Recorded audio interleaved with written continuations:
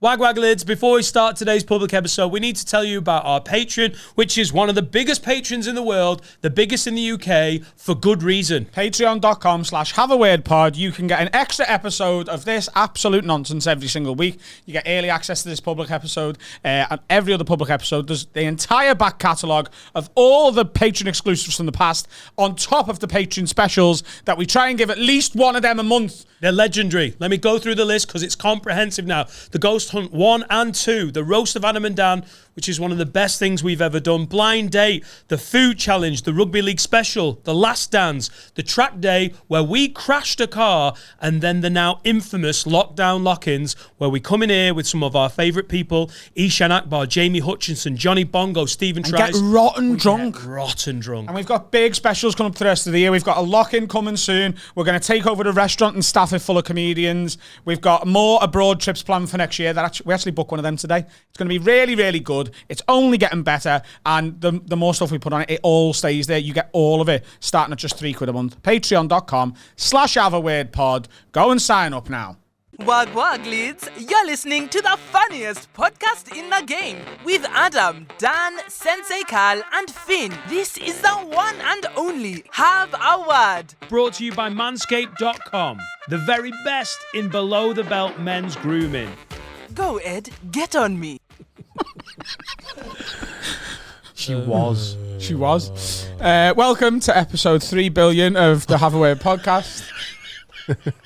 Do you know sometimes when we feel like we haven't been in for a while, I feel like I've been in here every day this week for some reason. It's your second time, innit? Yeah, but it just feels like a lot.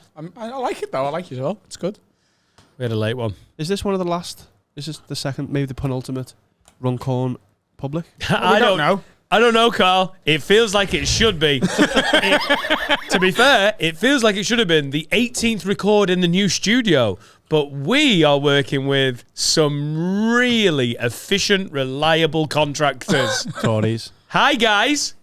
It's taken longer than expected to get things completed.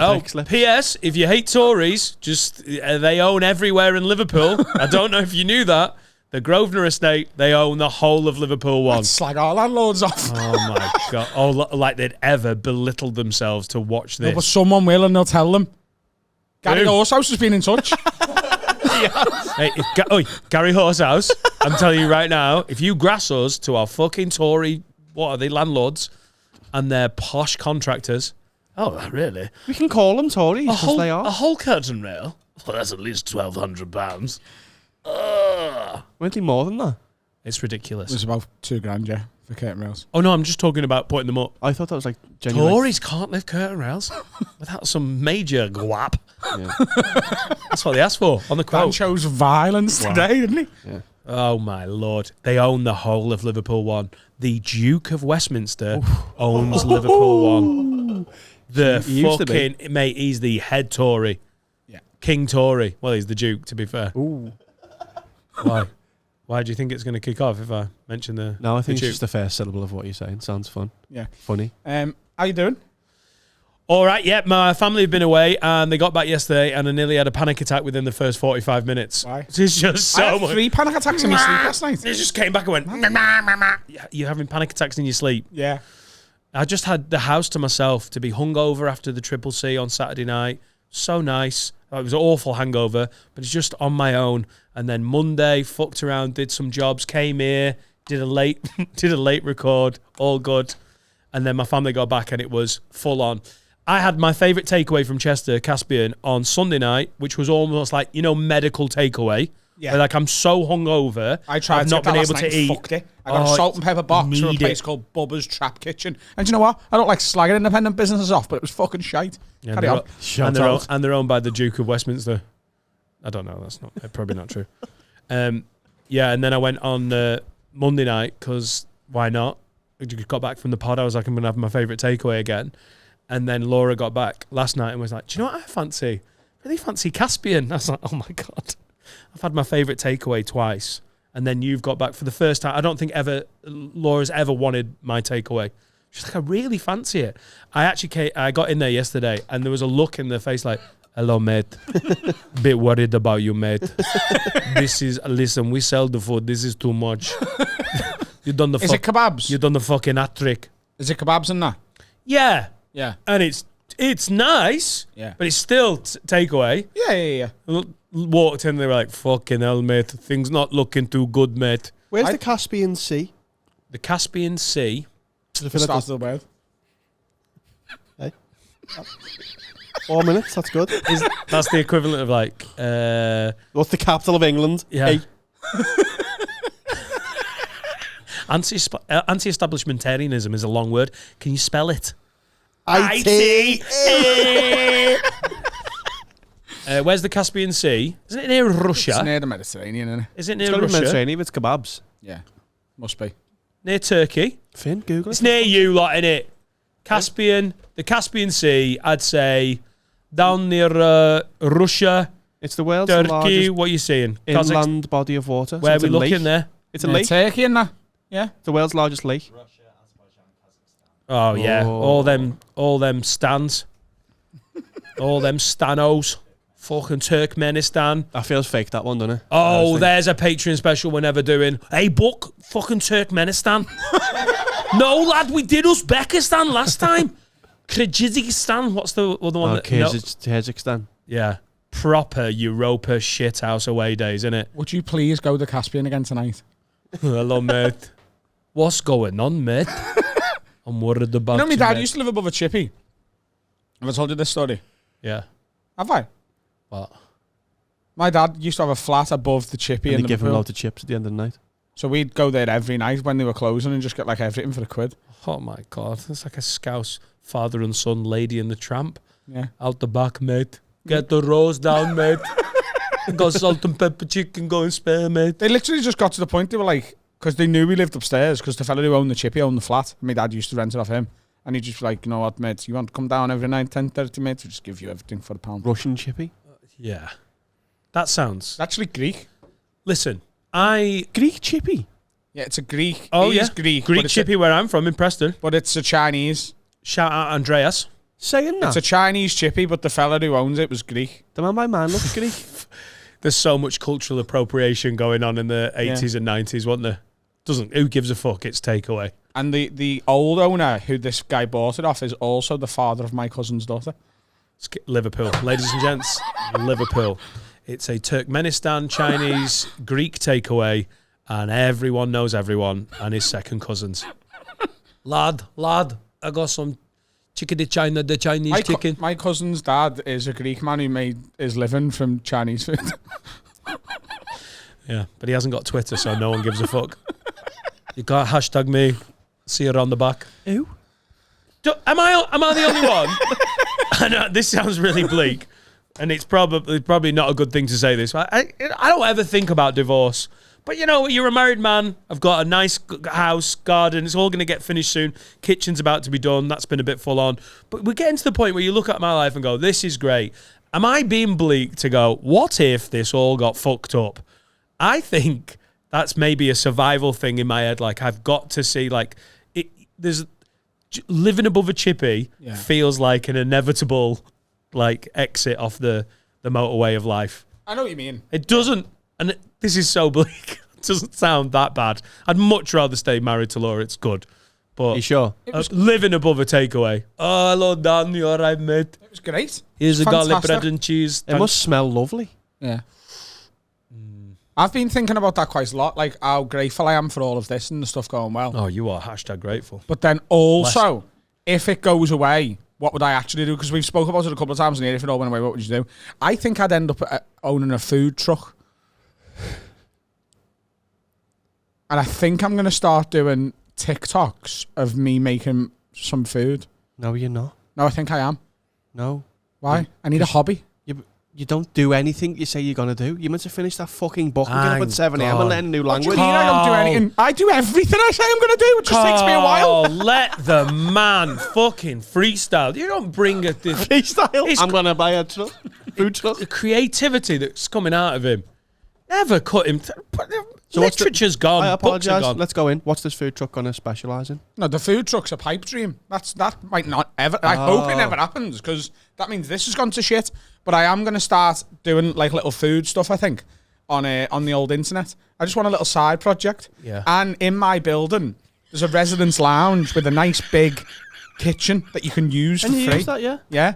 So I think I'm going to have a look at it later on today, see where I put the cameras and stuff. And I think I'm going to start Rose recipes pretty soon. Can you write your... recipes, he's got the branding. He's got the branding. He's thought about You it. okay to write your section of the quiz before you start a food channel?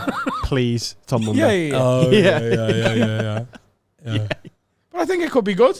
Because I'd be non-traditional recipes. I'd be just like, I'll just fucking jazz a little bit. Fusion. Scouse fusion. Yeah. Yeah. Just like, you know. I'm going to start with a Cuban sandwich. That'll be me episode 1, because that's mine. No. But Cuban what? Come With on, the fuse orange it. Luco. Fuse it. What? With the orange Luco. Yeah. Scouse it up. Scouse fusion. Oh, my God. But they do that, don't they? They do They that. do that. Don't they, though? They cook the meat in, you know, like Jack Daniel's ribs. I made that up. That sounds right, though. That's real. I yeah. cook me pulled pork. Lucasade Cuban sandwich. I cook me pulled pork in apple juice. That sounds like a wanking euphemism, doesn't it? I cook my pulled pork. Yeah, we all did. In I get to sleep. Yeah, cooking in apple juice with like loads of spices and shit. But maybe I'll jazz it up. Maybe I will make it like cherry coke or something. Joe, when you do it, can you be more specific about the spices so people can cook along? Just put spices and that in it. No, I think it's better if it's just like I just jazz a few of these spices in and hope for the best, because that's but what you've got to cooking is. tell them. Cooking is supposed to be freer than recipes. When you like follow a recipe inch by inch, that's not the fun of cooking. The fun of cooking is experimenting and just having a little woo. Yeah. No, I don't want to criticize that bit, but you can't just start grabbing spices randomly, because I get it, experimenting, but madly just throwing shit in. You're not going to be able to remember how you made the thing, because if it makes No, it'll be like, oh, this is a bit of pepper, but I won't be like, oh, get an exact teaspoon. I'll just be like, jazz a bit of that in, was a bit of that in, Yeah. was a bit of this in. was and was. That can be your catchphrase. Fucking was it and was it? You know, because every like hacky sort of TV chef's got something about them. Fucking was it and was it? I was thinking of having like a catchphrase. No, yeah, that's what I'm talking about. Wah! Like that. With a spice. Fucking hell, that's my eyebrows. I think I'm going to end every video and that's a row recipe. No. We can work on that, mate. I like it. No, you don't. You're being facetious. You're getting No, that's a row recipe. What is the recipe? I don't know. I don't write things down. I just grabbed at loads of things. There's some fucking cumin. There's a Milky Way. There's a dead pig. Diet Coke. Diet Coke. Fucking wet wipes. Yes, lad. Fucking Dan's eye drops. Nice. Yeah. That's a roll recipe. That's a row recipe. Oh my God. I'm going to make Cuban sandwiches on Friday night just to get in the zone again. Can we work on Adam's sort of signature bit of flair? I think it's just wart, isn't it? Fuck it. Fuck it. That's it. Dad, fuck it. Yeah. Fuck it. Fuck it with Adam Rowe. No, there's a fucking Friday. Do we have to call you chef? I think we have to call you chef now, don't we? Yeah. Chef Rowe. Chef Rowe. Adam. Chef Adam. Chef Met. Chef Med. Chef Met. Chef Med. Jethro? Chef Mate sounds like a product, doesn't Sounds it? like Have you Jack Mate. tried Chef Mate? It's your food tape plan. Try Chef Mate. You can't have fuck it. That's Dana White's, isn't it? What? Isn't it fuck it Friday? Dana White's is literal thing. He'll have fuck Piss it. Just piss. Piss. Better than piss. That's a row recipe. It doesn't have piss in. Just to be, we've been told legally we've got to say that. I've not pissed in the food. What about fry it up? Right. That's how you end it. You are way better at stand up than thinking about fucking chef stings. Yeah. Cook it. Turn it on. Grill it, you cunt. What if it's like a play on fuck something? So like cook you. Cook you, lad. Oh yeah. But I do that. Go cook yourself. Yeah. That's perfect. Go suck my cook. Cook your man. Suck my fat cook. Suck my cook. No, you can't do go cook yourself Why? because it sounds like you've not turned anything on. You just got all the ingredients in it. DIY. Go cook yourself. I'm not doing it. It's fucking lecky prices. Suck my cook. Suck my cook. Yeah. That sounds like one of the fetish websites I've been Just cracking one out suck to. my cock. What if I just undercook everything and I call it cook me in the ass? Give everyone food poisoning. I'm not watching. Piss it! Yeah, I'm excited. call I'm it excited. piss. I think this is going to fly. Just call it fuck off. Call it piss. Call it shit. Piss. I like it. But I actually am going to do this. Once.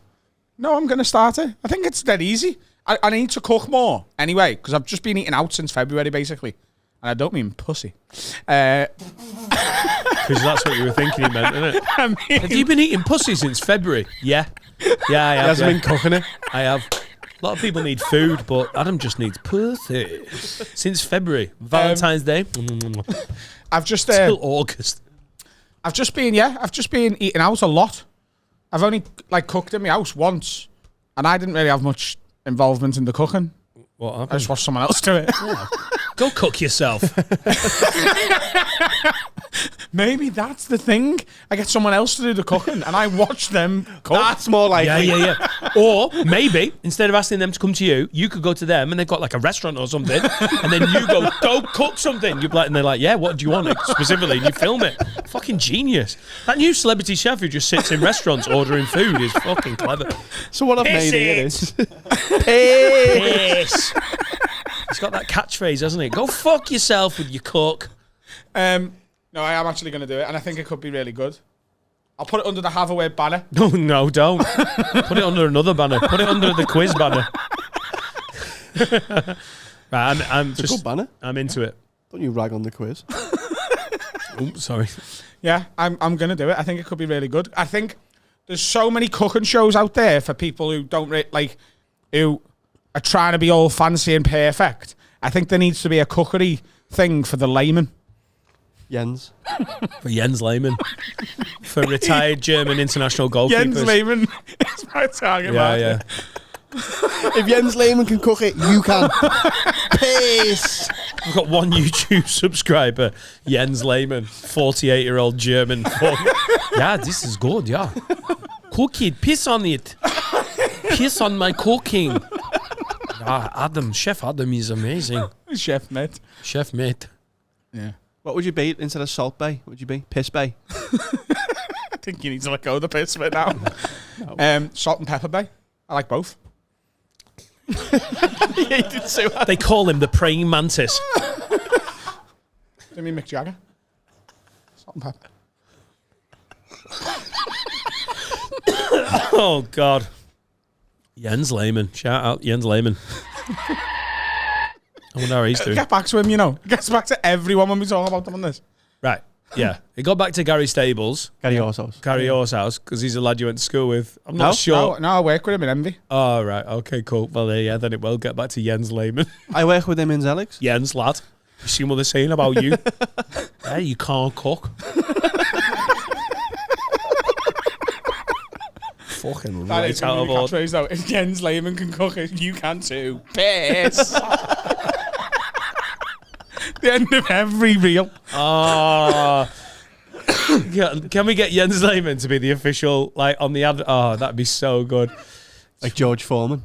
I got some topsoil delivered from Dandy's round our way, and Mick, who delivered it, I didn't notice it till today. It's been sat there a week. Has put on the thing. Lovely grubbly. He's put thanks for 2 years of laughter. Really appreciate it because he's obviously seen my name and whatever. Dandies have employed Dion Dublin as their Dion Dublin. Feels like he's for Dandies. sale. He's Dion had Dublin. quite the post-football career. I think weirdly though, if you're gonna get a celebrity to be like, "Hey, Dion says Dandy's topsoil's phenomenal," why would you argue? I don't know. It kind of works. I think Jens Lehmann for your cooking channel would be a nice ad. But why are you trusting Dion Dublin to advise you on top? I know, but I don't I know. don't even grow his hair. I kind of like. Yeah, that's just a good point. Fucking hell, you're bald. Talk to me about my lawn. I think Dion Dublin's a good shout. If you're, I've never really understood the celebrity endorsements, and obviously I do it. Like now, I get like the odd thing sent to me, and it's like put it on your story, and then people buy it because you're wearing it. I don't really get it. I think when it's you walk trust. past like a poster, and it's like David Gandy, and he's like, "You go, boss." That's what I wear. Yeah, Right. got a Hugo Boss. Good strap line there. It's like, yeah, David Gandy looks good. Hugo Boss advertising. Listen, smell good. Get a Hugo No, but he's Boss. like a Hugo Boss like clothing model as well, isn't he? Yeah. And it's like, Just because he looks good in it doesn't mean you're going to. I know, but that's what we've been doing that for literally generation after generation. Like beautiful people, film stars, whatever, selling that top. I like the cringy lower levels. It'd be so much better to just have Freddie Quinn in it though. And then like I'd walk past him and be like, fucking hell, if Freddie looks that good in it, imagine how good I'm going to look. Right, but what if he looked like Freddie Quinn in a Hugo Boss suit? I think that's what they're worried about. Yeah, but that would give other people hope, wouldn't it? What? Funniest celebrity endorsement. Ozzy Osbourne, I can't believe it's not butter. By the way, there's a picture of Brad Pitt there. And last week, I watched the film Meet Joe Black for the first time. Have you seen it? Oh, yeah. What did you think of it? Meet Joe Black. I mean, I watched it ages ago, but he's an angel, isn't he? Oh, no, he's death. Spoiler. He's death. Of course he's death. Spoiler alert. If you haven't watched that film from 1996, you missed the fucking boat. I actually really enjoyed it for what it was in the end. But I was so confused at first because for some reason I thought it was like a psychological thriller. and it isn't. It's very touchy-feely. He does. Oh, hang on. Anthony Hopkins is in it. Yeah. Oh, it's a fucking good film. Yeah. I know it's kind of not... It's great at what it's trying to be. But if you go in expecting 7... and then you get Meet Joe Black, it's quite confusing at first. No spoilers, Dan. Oh, I've just remembered the end. The ending's lovely. Oh, Fantastic. Oh my God, what the fuck are you doing watching Meet Joe Black? Someone told me I should watch it, so I watched it. Oh, yeah. I cried. It got me. Really good at the end. However, he does a Jamaican accent to a dying woman. And honestly... Proper Rastafari. It is... I've never, ever, ever laughed at a non-comedy moment in a film more than this. She goes, what are you doing here, bad man? And he goes, like, don't worry, darling. Just Brad Pitt. Brad Pitt. Everything gonna be airy. He goes, no, you got bad juju on your man. Why you come here for the hospital? And he's like, nah, sister, I'll be airy. Yeah. When you're not expecting Brad Pitt to do a Jamaican accent, it hit me like a fucking steam I've just remembered it because he talks dead normal. He's dead confused by everything. He's like, oh, ice cream. I've never had ice cream. No, it's peanut butter. Oh, that's it, peanut butter. He goes around eating peanut butter off a spoon for the whole film. Oh, that is nice. Yeah.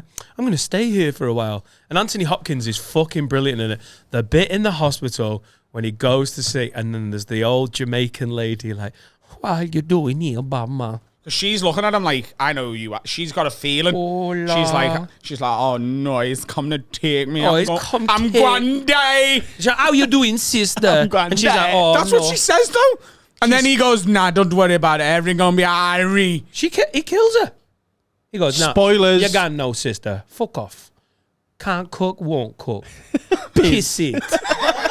That's what he's, honestly, swear down. Here's a question I got asked in a coffee shop the other day. What's the first film you cried at? We were not finished with Jamaican Brad Pitt. Go on. What's the first film you ever cried at? Click. Same. That was my answer as well. But at different parts for me and you, wanna? Yeah. For me, when he's in the I cried street, when his remote won't work because I've been there. Spin the batteries! No, when he's in the street when his dad's dying. It's when his dad leaves his, like he goes, take me to the last time I see me dad, and when his dad's leaving his office and he's ignoring him. It's just, yeah. That got me like. What about you? Herbie Goes Bananas. Because it reminded me of Sheffield when my cart rolled down a hill. It's a fucking nightmare. Crying your eyes I was going. I've not paid it off. Do you cry at stuff a lot? Like films and art? Never. You're a Simpsons fan. Has Simpsons ever got you? Simpsons has got me. Yeah. A lot of Gums Murphy, I think. The first time. I wouldn't cry at a cartoon, I don't think. I think I'd be able to get past the fact it's a cartoon. I didn't cry, but I was like, fuck. Do you remember the substitute teacher? I was going to say that. Mr. Was it Dustin Hoffman? I can't remember who was the substitute teacher. Mr. Air. Not Michael Jordan. Oh, Piss. Mr. Bergstrom. Mr. Lover. Oh, yeah. Mr. Bergstrom. Yeah, that got me. When he's on the train. I've had a few little weepy... Yeah, because Lisa loves him. Oh, yeah. Gums Murphy was sad. Yeah. I get lost in stuff. I've told you this before, like when I'm watching a film or music. Music as well. Music does get to me. It really, like a good lyric. You know what I mean? Oh yeah, we've heard all about it on the recent Patreon exclusive. Or like music that reminds me of like someone. Like does just, you know what I mean? Yeah. But also, like I've told you this before, when I'm watching a film or a series, I'm in it, aren't I? In my head, I'm like the lead. Well, like that's a literature. That's a literal. I can't think of the word. Literature trope. That's why you feel sadness. Yeah. That's why if you watch a film about a dog that dies, if you've got a dog, it's more sad because you can relate to it. Yeah, I just put myself into the situation that the characters are in. Who was your first ever heartbreak? Because when I split up with Nikki, my first girlfriend, I listened to just music on, and it was like they'd written it just for me. It was like someone was pulling at my heart, and you hear it's the same thing as like they say you don't even notice that there's like adverts for mattresses on until you want a mattress, and then all of a sudden you're well aware of all these adverts for beds and mattresses. It's the same with like sad music. You don't feel it, or you're unaware of it until you felt heartbreak, and then you're like, oh my God. Yeah, that's what I was talking about the other day on the Patreon episode about music and getting involved in it, and it pulls on you. Country music does that for me more than anything else. But have you not cried at a film ever? Marley and Me as well, because I've cried at... what was the first one though? Can you remember? I don't know. I cry so... I am such a little fucking... I'm such a fanny for tearing up at films. Like, it's just a regular thing. It's not like, oh, I can remember that one time.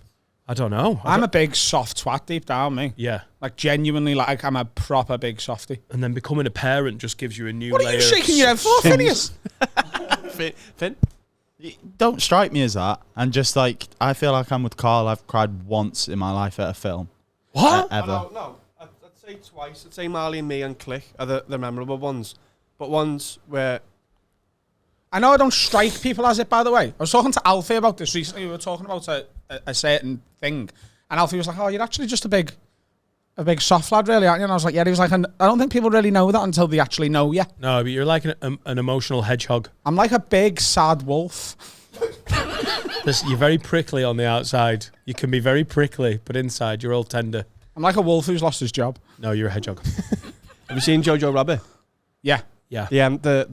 So I've got the last paragraph printed in my living room. That gets me because there's a reason for it, though. But the end of it that gets me like. Yeah, I've been very emotional. I'm bad for that. I go to Laura. I'm like, gets me.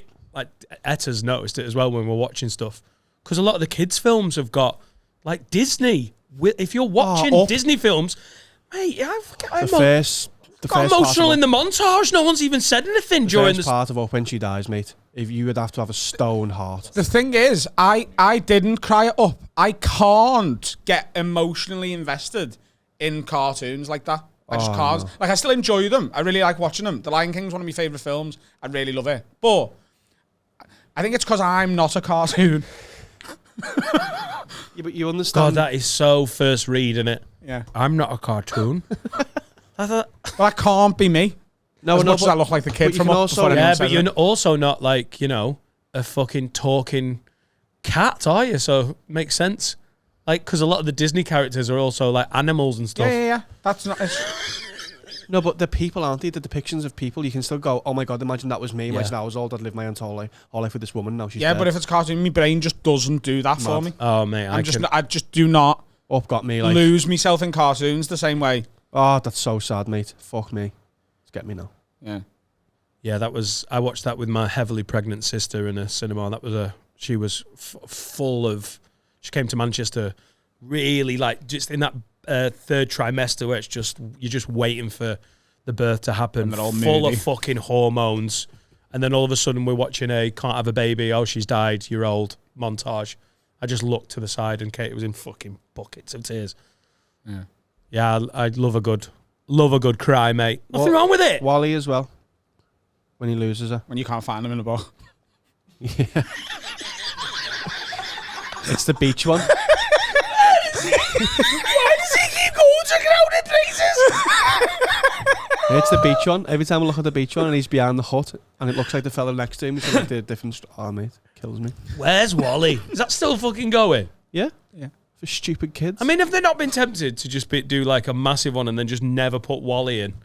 being like, have you got to the end of that There's one? a prank book you can buy. Where there is no Wally. There's no Wally on any of the pages. I think I'd clocked it after 2. Someone should get murdered for that. Fucking hell. You clock it after 2. Well, when I was like, oh, there's not on that one either, then I just put it in the bin. Look, you're not planking me.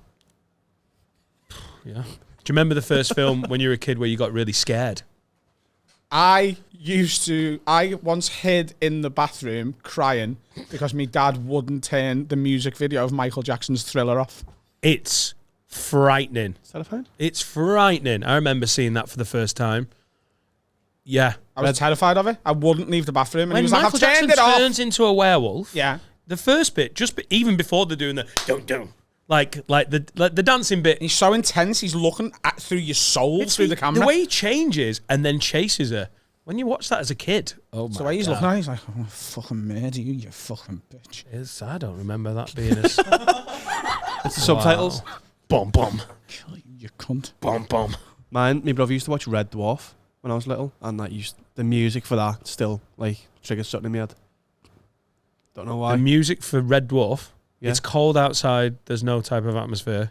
I'm all alone. No, like the music, not the song bit. Right. Dum, dum, dum, dum, dum, dum. Yeah. Yeah. You must have been dead young then. Yeah. I still get like emotional like that with Heartbeat with the music because it reminds me Going to bed. going to bed for school the next day. No, mate. If you hear that music, it's over, isn't it? Yeah. Oh, where's Greengrass? Oh, this cunt. The weekend's over if Greengrass is on the telly. PTSD You're getting in the from bath? Heartbeat. Yeah, you get a bath and you're going to school tomorrow and you can't play footy all day. Fuck Greengrass. We had an audio book of Puff the Magic Dragon, and there was the voice of like, and that fucked me up as a little kid. Yeah. Got a memory of crying. Did you to ever that. play the first Metal Gear Solid? Yeah. Resident Evil 4. Oh my God. Terrifying. That's a scary game, though, isn't it? Wasn't there an age restriction on that? Yeah, but That's a scary I had game. Grand Theft Auto as well. Yeah, I know. Do you know when you were a kid and you went on porn websites and it was like, are you over 18? Did you be like, no?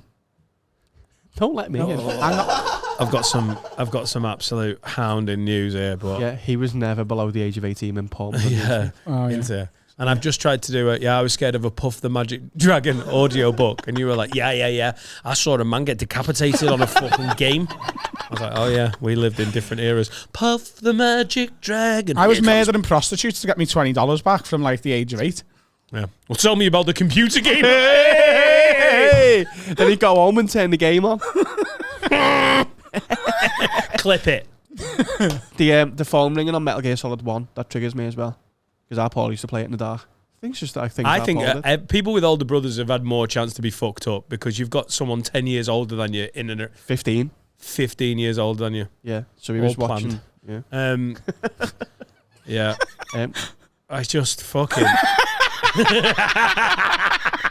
I was. Oh yeah, I remember RoboCop. I think I've mentioned this before, but my mum got me RoboCop. I had chicken pox on my 9th birthday, and she asked me what I wanted from Blockbuster, and I asked for RoboCop, and she stupidly gave me RoboCop, and I watched it alone. The bit where he gets shot. What's the fucking policeman called in RoboCop before he becomes RoboCop? There's a scene when he gets shot, and it felt to me like he was getting shot for about quarter of an hour. He was going, no! And they're like, nah! Alex James Murphy. Oh, my God. AJM. Someone will be agreeing with me here. It's the most over-the-top someone getting shot scene. He's literally, they're like, all of the bad guys are going, and he's going, no, and they're shooting through his hand. And I was 9 years old with chicken pox, like, I can't fucking handle it. I cried my eyes out. Shat me up. That's what Finn said. So we've all said things that, are mainstream. The hanging of Saddam Hussein. Because he knew your dad. Yeah. No, mine. It was when you said about an older brother. I was like, yeah, my older brother like fucked me up like with that sort of shit. So he's 4 years older than me. So when he was like 12, I'm sure it was going around the high school. So I was 8, and I remember seeing Saddam Hussein that video. Also, Yeah. Scream. I watched Scream 1 when I was like 6. I've told you this story before. My cousin So I've got two cousins, Danny and Sean. They've got an older sister as well, but Sean babysat Danny once, and Danny hates horror films. And Sean made him watch Scream, then put him to bed, and then put a Scream mask on and woke him up. Yeah, that's... Wow. I mean, that's beyond bullying, isn't it? It's It's funny as fuck, though. How old was he? So Sean, I think, is like 3 years older than Danny. So Sean will have been like 16 and Danny's like 13. Oh, okay. He's not like seven or... I was 7 when I was Right, yeah, you've been fucked up there, eh? Yeah. The first scene they get, I remember this like, it's one of the like core memories is someone getting turned inside out. That's what I remember. On from what? That, in Scream. I think it's in Scream. I thought you were talking about Saddam Hussein's. Yeah, no. Someone done a step over. God. Oh, mate. Those videos that went round like, oh, have you seen Ken Bigley's execution? You're like, no, I cannot watch that sort of thing. It's fucking grim. Snuff videos make me sick. I saw a joke. Yeah, the I can still picture. I got sort of tricked into watching one in the McDonald's staff room on a break, and it was called Two Guys, One Hammer. Yeah, the pregnant woman. What? The pregnant woman. Honestly, I've never watched it. I find it hard to talk about. So how old were you when you watched 16. that? Yeah, because I think that's this is what I'm talking about, older brothers, and especially with the internet, if you are a cunt and you're like 14, 15 and you've got access to stuff like this and you've got younger brothers, if you're a dick about it, you could be seriously fucking people up by making them watch that sort of stuff. It affected me bad, and I was 16. Yeah. I was in the McDonald's staff break room, and someone was like, oh, have you seen this funny video? Like, just keep watching. And it's like, they're running through, like, I think it's like fields. I've never seen it, but you've told me about it. And they've got a hammer, and they just literally smash someone's face in with it. And I was like, they're like, no, keep watching. And I was like, what happens to make this funny? And then they were like, she's dead. Like, awful. I can But let me just tell you, thinking or talking about it. That audio book of Puff the Magic Dragon was pretty bad as well, guys. So listen, it's different. It is different, but it was pretty harrowing. I had a really homophobic one from back in the day called Dragon the Magic Puff.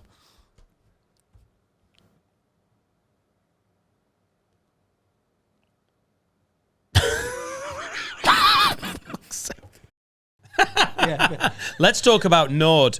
NordVPN.com/haveaword. Use promo code HaveAword. We really love being sponsored by NordVPN, the finest of all the VPN providers. Now, I wasn't an expert when we first got involved, but Ishan has taught me all about them. I love a VPN. Did you know VPN actually stands for Virtual Private Network? And that's exactly what it is. It's a private network for you wherever you are in the world. You might be in Peru. You might be in Japan. You want to watch some dodgy porn. Not a problem. You've got a VPN. You can access the website you need. Yeah, and if you want to watch Netflix, but the show you've got is in America, you can't get it on normal Netflix, get on NordVPN, and then you unlock a whole load of international Netflix. Grab your exclusive NordVPN deal by going to nordvpn.com/haveaword to get a huge discount off your NordVPN plan, plus 1 additional month for free. A free threat protection is completely risk-free with Nord's 30-day money-back guarantee. Get on it. Promo code HaveAword. Nice one. Get on me. Second section. Can we just have a little round of applause for Finn, who's ordering a Domino's. He's ordering a Domino's. We've also... Finn. Do you know what? Before we started today, he booked flights for the holiday we're taking him on. And, he doesn't get the credit he deserves around here. And he's had enough. Grabbing a mic. He's had enough. All I said was, can I check everyone's order? And then you fucking children... We're booting off. All I'm doing is checking everyone gets the right food, because if the food comes and then it's not right, you boot off at me. We've put our orders in the group, Finn. Yes, and I'm just checking. Read it against it. I have. What have we got, Finn? I'm just checking in case people have changed their minds. Just because occasionally it comes, and then you're like, oh no, actually I wanted this instead. No, it's okay. Is it about a year since you've worked here? We need a progress report. 18 months. Finn, and I'm going to tell you this. We've both been talking about 5 months. We've been talking about this. But, your bosses. Yeah. Carl included. Yeah. You need to be more assertive. I'm trying. And if I do, then I get. If I'm too soft, then you complain. If I fucking put my foot down, then you complain. I know, but there's a middle spot. There's not. There's a middle spot. There's not. There's a middle spot. Get it right, but just have the confidence to do the order. Okay, we're gonna say If you don't say honey and mustard dip, I will flick you on the testicles. Oh, assertive. Finn, take the honey and mustard dip off. Just take it off. Take it off. Do you know what? The way you spoke to Finn there was bang out of order. Now, in your defence, how many jobs he shouldn't have called you a big cunt just before we started recording. How many jobs? When he looked you in the eye and called you a big hat-wearing cunt, that was bang out of order. That, but you spoke to him badly as well. I'm not complaining about my job. I love my job. Do you love honey and mustard? All I said was, can I check the order with you? So that's literally all I said. God. All right. I'm not a gynecologist. Put your vagina away. Read it out. All right. Fucking hell. Right. American hot, medium, no onions. No. Whoa. That's mine. Yeah? I want wedges with it and a Diet Coke. I'm coming to it. Skip to the end. Right. That one is fine. Okay. Yeah. Dr. Pepper. Yes. Diet Coke. Two of them. Yes. Come on. A normal Coke. Yeah. Fanta. Yes. 2 twisted cheese dough balls. Yes. 7 chicken strippers. Oh, Lord. 2 honey and mustard dips. I swear to God, there will be vengeance upon you and your kin. Yeah, but if it doesn't come, then it's not my fault because I'm ordering it. Oh my God, there has to be honey and mustard dip. Otherwise, I need you to make some. You're half Turkish, you know how to. But I'm allergic to honey. Right. Half and half. Right, you're Texas on probation. barbecue. Yeah. American hot. Cool. Got it. Hot and spicy. No jalapeno peppers, but pork meatballs. Mate, you make me ass funny. 7 chicken kickers. Mate. A large garlic and herb dip. Mate. Yeah? Right, Everyone cool. happy? We've got Where's me fucking wings? Did you actually order wings? Oh, I tell you what. Oh no, actually I forgot to put them in the group. Can I have some wings, please? That is Adam to a fucking T. Garlic and Where's herb my... I dip. will fucking... Ah, no, I forgot that. All right. Finn's doing a good job here. Yeah. Okay, and then I'll need someone to approve the payment, All right, please. Finn, we're bored of it. Come on, mate. Come on. Well done, Finn. Well done. Oh, well done, Finn. Fucking reading, typing, clicking. Oh. No, I don't want to. I've got staff. Punch him, Finn. I'll hold him. My tour starts. My tour starts this week. I've got one final preview on Wednesday the 31st in Preston that's got tickets for sale. Tour starts in Belfast on Saturday the 3rd. There's still a few tickets left. And the evening show in Dublin on Sunday the 4th is sold out. But there is a 4 p.m. show because that one sold out so early. So my tour starts this week. I'm so fucking excited. I've been talking about it for ages. Here we are. Previewed it 98 times. All sorts of shitholes. We're finally here. So dannightingale.com for tickets. But Belfast Saturday, Sunday afternoon in Dublin. And then we kick it off. Fucking hell. You excited? I am. I'm really happy to be I here. seen your preview obviously last week. And I just think, you know, for you to have put this hour to stand up together, which is essentially, the way I would describe it is, you know, a reply and a tirade against the woke PC culture that is ruining comedy. That's me, man. I'm just taking it, because you can't say anything these days. No. But I tell you what, when you're in Sandbach previewing. Yeah. He's just not holding back. Every minority's getting it. Yeah. Oh, yeah. Every slur said. Filipinos, Even the watch majorities out. are getting it. Oh, the whites are getting it. Mate, I'm actually bigger on the majorities. You know, but white, easier target. Yeah. And I take that target down. More to it. You know, people are like, oh, the minorities are an easy target. No, the whites are. There's more of them. Mm. You just shoot your fucking banter gun. Marjorie. So. Isn't that what Michael McIntyre did and Peter Kay? What? Just shot the big targets. Yeah. Well, they did it very well, though, didn't they? No, I'm saying they didn't do it very well, but that's what they did. They pandered to the woke bullshit that's out there. Yeah, totally. Oh, garlic bread. What about garlic trans bread? That's what I'm doing. Yeah. I'm doing trans snacks. It's a focaccia that wants to be a loaf. Focaccia? Yeah. Fuck off. Piss it. Jens Lehmann. My next door is called Piss It with Jens Lehmann. All about trans snacks. Yeah? Cheese, cake. The two things. Those two things shouldn't go together. But what about trans cheesecake?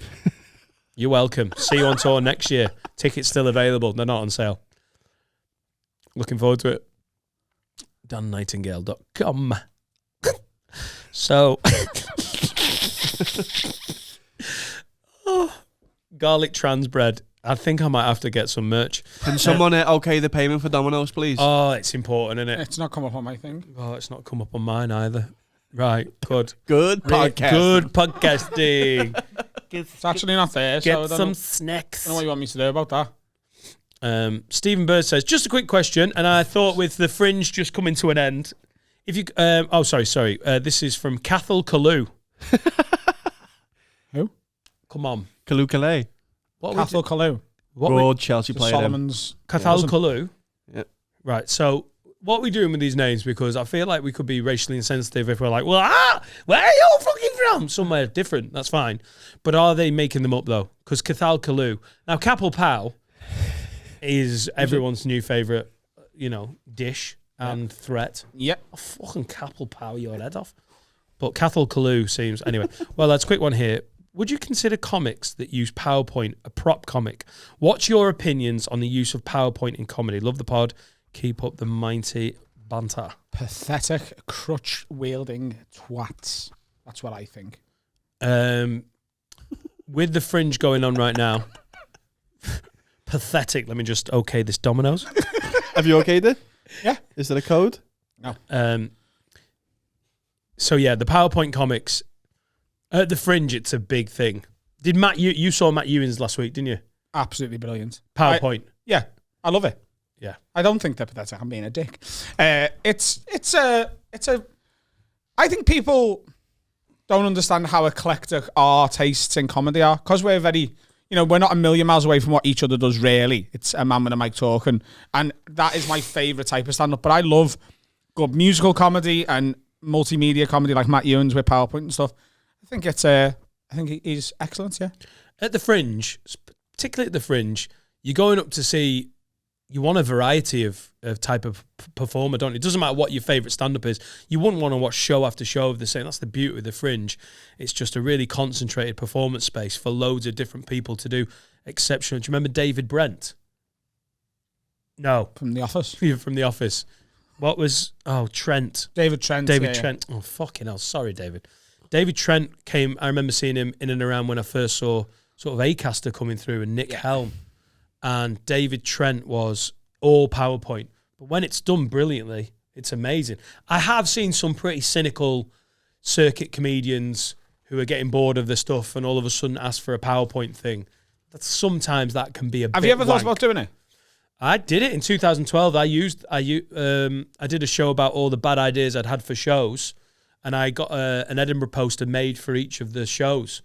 It worked. It was good. You can tell the crowds appreciate it sometimes because they've watched loads of shows where people have just talked at them for an hour, which can get a bit samey, I think. So if someone's got a good show with some good stand-up in and they've also got visuals, I don't think people mind it, but I wouldn't consider myself a brilliant PowerPoint comic. I was just trying to change what I was doing up a little bit, and it worked. I thought about using it for, that when the thing happened with the car crash out at McDonald's and like the Twitter storm after it, I thought about doing a routine about the reaction to that, and I would need to show the audience the tweets, like the most ridiculous ones that came from it, and I thought about using it for that, but then I just couldn't be asked. I don't want to have to turn up with a projector or a script. Yeah. I just want to do what I want to do. Yeah, totally. If you were going to do... I could see that being a really interesting little one-man show of like, if you could be bothered... Then if you're trying to tell a very specific story, maybe it would only be half an hour long or whatever, but the PowerPoint would definitely add to that. Yeah. I'm not against him, man. I've seen some fucking brilliant PowerPoint comics. Remember Rob Brydon when he first broke through? Before he became... No. Rob Brydon's first live at the Apollo was PowerPoint on live at the Apollo. I didn't know that. And it was his relationship advice. He was playing a character, and he was like a marriage counsellor. Right, yeah. And he had the advice on the boards, and it was brilliant. I have seen so many dog shit versions of that kind of thing where guys who haven't worked out how to do stand-up are trying to prop themselves up with like, it's okay, I've got visuals. If you're a great stand-up, you're very, very funny, and you've got the PowerPoint, then you're flying. Yes. Cool. Do you got another question, Dan? Chris has asked for some weird advice, and he's actually labelled his own question, nonced or not nonced? That is the question. He says, Chris says, I was talking to my missus the other day and the subject came up about ex-partners, etc. Not exactly the greatest conversation to have, but hey ho. I casually mentioned that I got with my babysitter when I was 11. She was sort of 16 or 17 at the time.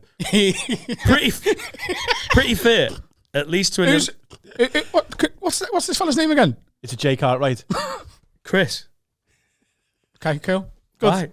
Because it just might have been a lad that me and Carl know. And we would basically get off with each other, a bit of touching, but not full sex. Now, my missus looked at me shocked and said, you do realise you've been nonced? I looked back and said, no, I didn't, because I enjoyed it and it was good. After discussions with a few mates, they're on my side. One of them, we'll call him Gooey, even asked for a number, said it would have been great to have been in that situation. Pete, let's just stop this. Gooey, what kind of fucking psycho are you that you were like, yeah, when was this? 10 years ago. Nice one, you're 21. And then you're ringing a 28-year-old going, you're right, my name's Gooey. Do you like kissing 11-year-olds? So my question to you guys is, was I nonced or not? Yes, you were. Yeah, legally. Just because you were happy about it doesn't mean it wasn't a bad thing. Like, and also, like, I'm sorry, but he's lying. It's Jay Cartwright, isn't it? This is such a classic thing for a 21-year-old to rise into his. I don't know if he's 21. I just guessed. Like oh yeah, when I was 11, I fucked the babies. Isn't that? It's possible. It's just such a classic lad lie. It's not possible. It is possible. It isn't. Why would he lie? 17-year-old. Why isn't it? Why for social status to get? Wouldn't you love to be able to say you fucked the babysitter when you were 11? I'd die for that. I get the thought, but why, as an adult, are you talking to your girlfriend and just honestly going, oh yeah, he's letting her know he's got options. What as a time traveling 11-year-old? Yeah. I don't see where the brag is. There's no brag. Like, I think he's like, I've been fucking since day dot, love. So fucking watch yourself. Right, they didn't fuck. They just snogged. Oh, I think it was explained in the thing. I love it how you two cunts can't listen. You're like, he's definitely like, what? I don't see why it's a lie. I think it's my natural instinct is to call bullshit on that because we know somebody who has said stuff like this. Yeah, but when he was 11. No, but he's always been like this. No, but I mean, I get it. If you're 11 and if you're doing the lie, but I just feel like this is an honest adult sort of like. Yeah, that probably is with the kiss. It's probably true. I think he was like, what happened to your mate? Oh my God. He disappeared on a night out once and come back and told her he just fingered a girl on the dance floor, but he put a Johnny on his fingers. In meat, the old night. Was he called Gooey? No. He once volleyed a mop bucket through a 14th floor window and shouted Gerard as he did it. Yeah. And that's the story he told you after the fact? No, I was there. All right, okay. And he once spent a long time really, really revising for his GCSEs or A-levels? A-levels. Really revising. But he was embarrassed that he was being a bit of a nerd. So he told us he'd been on a kickboxing camp in Thailand. No, for a month. He went, wow, boys, I'm going to Thailand, doing a bit of, jiu-jitsu training.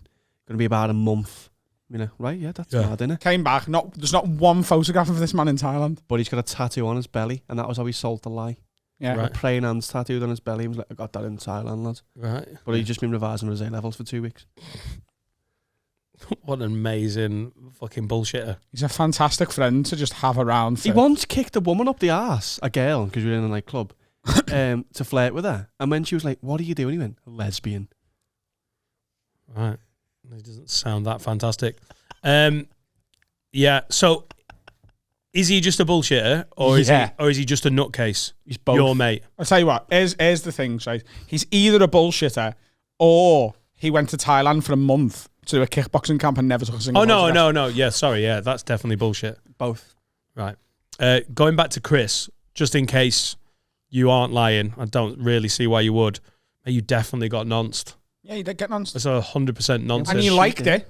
And I reckon if I was in his situation, I'd tell that story fondly. I think. But that doesn't mean it's not wrong. Oh, it's definitely wrong. Yeah. It's awful. Awful. Awful 11 years old. Yeah. 11. It's disgusting. It's a baby. Because if it was the other way around, yeah, you would this is the beautiful contradiction of being a lad in it. Yeah. Because it's an 11-year-old lad and a 16, 17-year-old girl. Everyone's like, bloody hell, that's bad. Players gonna play. Fucking wish it was me, though. Nice. Yeah, but she's a... But if it was the other way around, you'd want to string them up. Yeah. So, but Awful. we've called bullshit on you, mate. Sorry. Wag lids, bit of advice. In desperate need for advice, this is from RP, which is her initials. And you lads seem to be the best people to ask. I'm 22, my fiance is 25. Been together 3.5 years now, engaged for a year. In the last 6 months, I've noticed he's watching porn. I had a feeling he was doing it, and then I borrowed his phone to search for something, and it was in his history. I didn't say anything at the time. Not long after, I caught him red-handed as it came up on my Bluetooth in the car as the last thing he watched and started playing through the speakers. And that's an amateur fucking mistake by the 25-year-old fiance. I know he has a good Tommy tank in the bathroom when I'm home. It makes me feel weird as I don't understand the logic behind it. As an insecure lady, I think it's because he's missing something in our sex life, or he finds whatever he's watching more attractive than what we do. I do overthink, though. You lids talk about it quite openly on the pod, all your porn habits and what's not and whatnot. So I was wondering if you could just explain to me and let me know if you think I have anything to worry about, because he just shut me down when I asked him about it. Is it normal for a guy in a long-term relationship to want to get his end away to porn? Is it something I'm doing wrong? Please put my mind at ease. Oh, my God. That's from a lady. Sometimes men want to come without worrying about someone else having a nice time as well. Everyone watches, Serica watches porn. Doesn't bother me. I don't give a fuck. It doesn't matter. Sometimes I just want to be like, sometimes it's a chore. That's what I think she doesn't understand. And a lot of people, like, there's a lot of girls like this. Stress like, relief? It's just like, sometimes I'm just like, I don't want to come. I need to come. It's like eating. Sometimes you just need a butty. I don't want to go for a fucking meal. That's right. That's Do you know what I mean? it. Sometimes you just, all you need is a packet of crisp. Just give me some quavers. Yeah. A bad job by the fiance for shutting it down. I think that's part of the problem, You isn't should it? have just went, yeah, do you watch porn, yeah? Yeah, I think a lot of this could have been sorted out by going, yeah, by just doing a version of what Adam's just said. Yeah. If you go, no, fuck off, then she's obviously insecure about it. And he's a poor communicator, which is very important in a relationship. You have to be able to communicate really well. Just be like, lad, I want some crisps. Yeah. Jog on. The only thing that could matter is what porn he's watching. That's it. Like, if he's watching something like insane that she can't provide, then But that doesn't seem like it. Seems like she's just more freaked out by the porn. It's so normal. It's so normal. Yeah. Like, it's not you. It's literally everyone. Yeah. It's literally everyone. Don't worry about it. Yeah. You could always offer to wank them off. But you don't want that either. Sometimes, just offer. That's like someone feeding Like, you. you can watch it. But I want to be there. But you've Find a way famously to get said you involved. fucking hate hand jobs. Yeah. Famous. I don't Famously. hate. No, that's wrong. I don't hate hand jobs. I mean, when it came up last time, you were pretty vehement against hand jobs. Yeah, but like, I if think I'm being pussy and arseholes got mentioned. yeah, of course, because that's my problem with hand. I don't hate them. They're so nice. Yeah. Any woman touching your cock with any sort of intent is wonderful, regardless of what she's doing. Right? Yeah. An accidental touch is not as fun, is it? Yeah, exactly. You fucking meant to If do she's that. like, hey, oh God, whatever she is I nice. just tripped up and grabbed your dick. But like, for me, it's just like, what are we doing here? We're wasting each other's time. If you're doing that, I'll be quicker. Get your arsehole out. Yeah.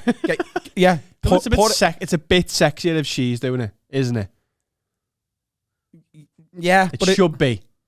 Yeah, but look, there's so much more we could be doing. If we're gonna do it together. Yeah.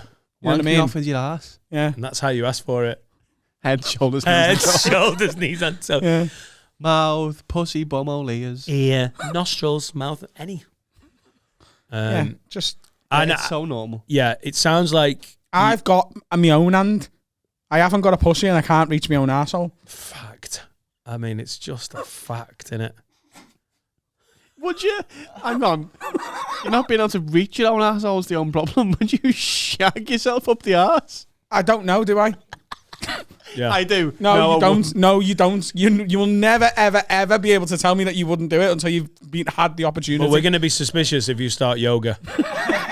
Adam's really getting into it. No, wait. If you could, you would sit and shag yourself. I don't know. And neither do you. And neither do you. Steve doesn't know anything. And Dan doesn't know either. I wouldn't shag myself up the arse. You've got no idea. I've never tried because I don't want to. No, you've never tried because it seems so beyond the realms of possibility. This isn't on TikTok, is it? Love it when Adam argues a point. You don't know. How can you not know if you just sat there and you're like, fucking... I feel the same way when when a politician takes a bung, right? And everyone has a go at them. And I'm like, yeah, they've done a bad thing. And they're like, I'd never do that. It's like, well, you don't know because you're not a politician and no one's offering you a bung. That's so the same, though. What? Someone giving you money or shag yourself up the arse. Just until you've been in a position to be corrupted or fuck yourself in the arse, you don't know whether you're capable of either. But you do know that you're not capable of it. Unless your erection's gone really badly wrong. No, when I say capable, I mean willing. It'd have to be on backwards, wouldn't it? You think? Because it points that way. You'd have to, like, you know what I mean? You'd have to go all the way over your head. No, or it'd have to, like, your dick would have to go through your legs. Yeah. Like the other way. So I hope that's answered your question, mate. You know, I know you're insecure, but there's other things to be insecure about. Because if your fiance could fuck his own arse, maybe you would. He was having a chat, love it. Hi, RP again here. I've walked in, he was bumming himself. And I'm just worried that, is it because I can't bum myself and he can't bum me? I don't know.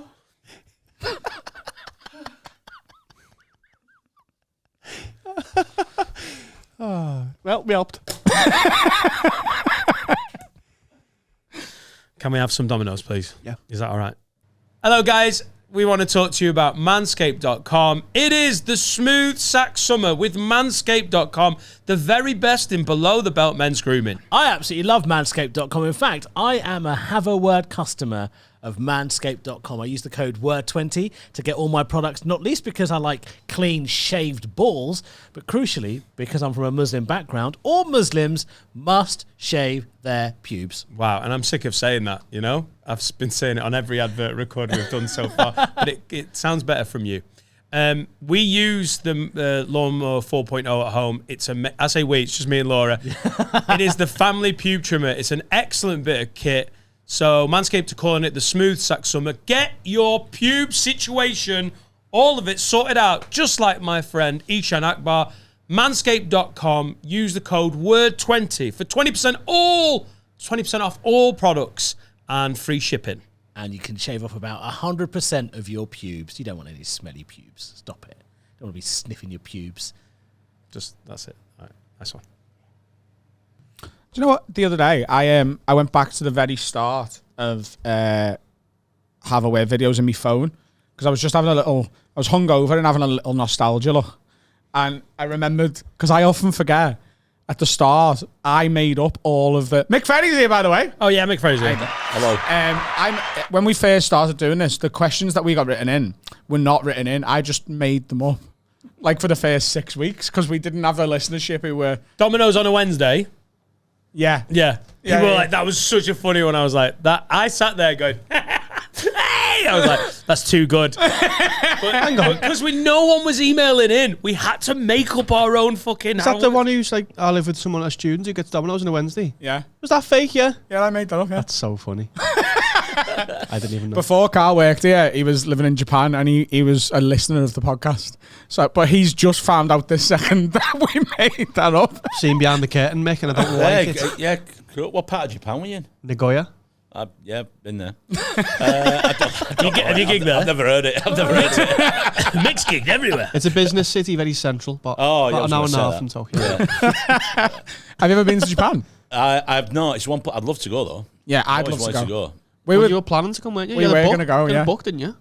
Yeah. With Finnair, yeah. Yeah, and it took them about 6 months to refund me flight. Have you've gigged in China though, haven't you? Big in China, yeah. That was. Where in China? He's massive in Shanghai. China. I'm huge in China. I'm just huge. Physically, I am actually huge in China. Funny one. Oh my God! I am. Hong Kong, Lantau Island. I went to see the Buddha, and because I'm fat, it was very funny watching Buddhists walk past me on the stairs, the size of me walking up. One guy just shouted, I won't do the accent, but he shouted, he's going to have a heart attack. As I was walking up, there's a big steep flight of stairs in Lantau in Hong Kong to go and see a big Buddha on the top. So when they saw a fat man walking up to see a Buddha, they just kept pointing and laughing very openly. Yeah, Different culture. Is stand-up... He's back! He's reincarnated! Is stand-up legal in China now? Oh. You know, because it's the Chinese Communist Party and they're a bit sort of hardline and you do what we say. I think there might be a few. It's like one of those gigs abroad. I'm speaking, but like we've done the Middle East where they're like, yeah, have a good time. You see the people that have got pictures on the walls, the royal family, don't fucking bother. Yeah. And then you go, oh, we should not said that. Yeah. I think there's some rules. And they'll have the spies in sometimes as well, won't Yeah. they? From the local authorities. I think to the make sure Middle you're not saying East, anything. I think India, you've got to be a bit careful because At the cows. Yeah, because the cow spies are in. If you were Slagging off mooing, cows, get them out the country. if you were any now. mooing, tone down Yeah. the set. Don't do any stuff about Daisy or anything like that. Is it Prime Minister Modi? I don't know. They're a bit totalitarian about who's criticising the government. I've gigged in Mumbai. Right. I wasn't aware. We weren't told anything. All right, That's okay. mad. Yeah. You gigged in India, yeah? Yeah, The but comedy, store, translate? the comedy store had a comedy store in Mumbai for a while. yeah. Does No, it there'd be a trans- translator on stage with me. So I'd do it, and then they'd translate to Indian over other languages. So they're free translators. So each joke used to take like 10 minutes. Is he doing all the nuances and stuff that you're doing? Yeah, we're trying to. Yeah. There's a guy in Punjabi going, he's about to have a heart attack. There's no way you're that stupid. Sorry. Call bullshit on Carl's stupidity. Yeah, when Sloss did it in Russia, it was silly, wasn't it? Yeah, fuck Yeah. the lot of yous. Yeah. All right. Okay, Carl. Sorry, sorry mate. Sorry, mate. No, Sorry. well, even as a second language, most of their English is better. What I than meant with mine was. translate, I meant more like in terms of like comedic themes. You just kept it broader as a result. You know, nuances. Like you couldn't be subtle about anything. You had to be full on. Yeah. Open. Good crowds though, good laughers. Great laughers, but you're not sure if they're laughing properly at what you're not really sure. So you come off and think, I've had a good gig, but I don't know if it's because of me, Right. or because of me. You're not sure. yeah, exactly. Yeah. What was China? What was the China gigs like? I died on my hole on one and did all right on the other one. They were tough. The best night was it was expats, but there were Kiwis and Australians and Americans and Canadians and Brits. And then, Oh, a compare's dream. yeah, you're perfect. And then Just it's going into the crowd instead of being like, I'm from Warrington. Yeah. I'm from Blackburn. You're like, no, Kiwi. America is so good. And then the second night was like Swiss and French and Germans and Harder. but yeah. yeah. Especially when you slag the Swiss off, they don't like it. Got the Swiss bit. Yeah, I got the Swiss bit. You fucking knives. Yeah. Well, I don't. Yeah, they've got more wrong with them as a society than knives. I know. I Yeah. thought it was just army knives. Like what? What have you got wrong with that? I'm not going to go into it. Anyway, I just called them collaborators. You fucking cheese. Yeah. When your first joke fails, you shouldn't go, yeah, you fuck off the Swiss. Aren't they not neutral now for the first time? No, I think they're still neutral, aren't they? No, I thought he'd chosen a side with Ukraine and What? Russia. I thought this was the first time they'd not been neutral. No, I Am I think getting they're that still wrong? yeah, because if they lose their neutrality, they lose a lot. Particularly Right. the I thought banking. he'd chosen a side. They don't want to lose all them FIFA draws. Yeah. They I do. Well, Swiss, They got what it deserves. So hang on. The Swiss aren't Swiss though. You know, I have a Swiss German, Swiss French, Yeah. Swiss Italian, Flemish? Or is that Belgium? It's Belgium and Holland, isn't it? But like, right. So just educate me on this because I haven't got a clue. And as of very recently, I found out you're a history buff. The Swiss were neutral in I've sort of heard rumours about this, but never sort of Rumours. truly looked into it. Yeah. So in World War II, Yeah. when there was Nazis and everyone else, Yeah. the Swiss were like not getting involved. Yeah, they're surrounded by mountains, so that helped them a little bit. They did the same in World War One. And they were like, I tell you what, though, all of that Jewish gold, you're going to need to keep that somewhere. And we have really good banks. Obviously, we're neutral, so we don't want to take any sides, but that's where they get the finger pointing. Right. Yeah. But surely, like, if you're a Nazi there, you're going to be like, hang on, they've got all the Jewish gold. You'd think that they're, like, playing a double agent there. You'd be suspicious of them. If I was a Nazi, I'd have beef with the Swiss. Well, they got the Nazis got sort of wiped out, so they didn't, Yeah. after the war, it wasn't like, got to deal with all these Nazi complaints about No, I mean, like, neutrality. during the war, though, I'd have invaded Switzerland immediately. I mean, like, give us the Jewish gold. Where else didn't get involved? onto you. Spain didn't get involved. Spain, well, they just had a big civil war. But they were a fascist government at the time. Franco. Yeah, they'd have probably be sided with Hitler, I would imagine, if they had got involved in the war. Yeah. And if they just had a civil war, that's fair enough. They're busy, yeah. Like, if you've had a lot on this month, I'm not going to be upset if you don't come to my birthday party, am I? That's a great way of looking at it, yeah. That's what Hitler was like. Hey, Franco, lad, you're knackered. You're hungover. Oh, lad, Spain Yeah. is coming. He's Yeah, coming as well. you're having a world war and you're inviting people to the world war. And then your missus going, what about Spain? You go, oh, no, they've been busy, haven't they? They've had their own thing going, oh, yeah, that's right, yeah. You know, you invite everyone to a world war. You know not everyone's coming. That's Even true. if they say they're coming. That's why you invite everybody. That's why you call it a world war. Not everybody in the world took part. A few did. A few made it. A few sent, their apologies, said they couldn't be there. Sweden, Switzerland, Spain, like you've just been mentioned. Ireland didn't take part. Did Ireland not get involved? No. Even Luxembourg got involved, and they've got nothing. They just, Luxembourg. they have no choice. I think Luxembourg are in a bit of a position. Yeah, they're a bit. If you're Papua New Guinea, you might be like, do you know what? We'll sit this one out, I think. If you're Luxembourg, you're like, yeah, it seems like it's pretty relevant. I think they got used as a car park. Yeah. Luxembourg. They just took over, yeah. Just a guy, German on the front, like, park your tank for 5, I don't know what, marks. Marks. So hang on, why did Switzerland manage to keep neutrality? Like, there must have been some fucking... Because it's a way of doing, they're very successfully able to do... Because believe it or not, when both sides are fighting, they're still doing deals with each other. And you've got a neutral nation, you can do it via a neutral the nation. middleman. Right, okay. There you go. And all that builds up to Mick Ferry going, I don't trust you, cunts. But I don't trust them because of that. I wouldn't trust them. Roger Federer looks stodgy, doesn't he? He does. Greatest sportsman of all time, arguably. And I know that Most liked. genuinely talking about FIFA, Switzerland, that sort of sums it up, doesn't it? We're that middle country, and we're... He looks like a guy he'd wear, when he's in his 40s, he'll wear Reebok Classics with 4-inch turn-ups on his jeans. Who? Federer? Federer, yeah, because I've got a big problem with that, because any bloke who does that is a fucking wrong. And Hang on. Nick, you're getting one of these. Love it. You're getting a screech. All right. If we go Swiss neutrality to Reebok Classics, I'm fucking... Well, It's a hard left. He's the most liked. He's the most liked sportsman ever, though. Surely, is he? Federer. like universally liked. He has. Dull, though, isn't he? Do you think? Yeah, you don't see him on A Question of Sport, do you? You don't know. No, he's He's not done mock the week. Ali He never will now. McCoyster's on it. You know what I mean? So much wider. Is he? Like, He is. I suppose he's just a bit goody two shoes, though, isn't he? Oh, I bet he's not. I bet he's got some secrets, hasn't he? You can't. God, you can't you be that fucking hate the Swiss, don't you? He's not, I mean, Roger, not really a Swiss name, is it? I mean, yeah. I don't even think that's his fucking name. No, It's John. Yeah, Isn't- John Federer. isn't 80% of his name Air? Yeah.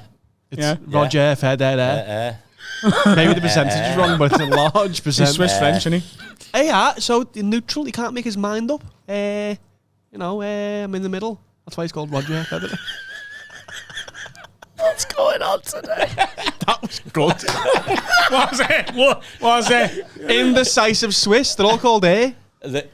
Go on, name another Swiss person. Nicholas Bentner. Nicholas Bentner. You play for Denmark? Shut up. Danish. Jaden Shaqiri.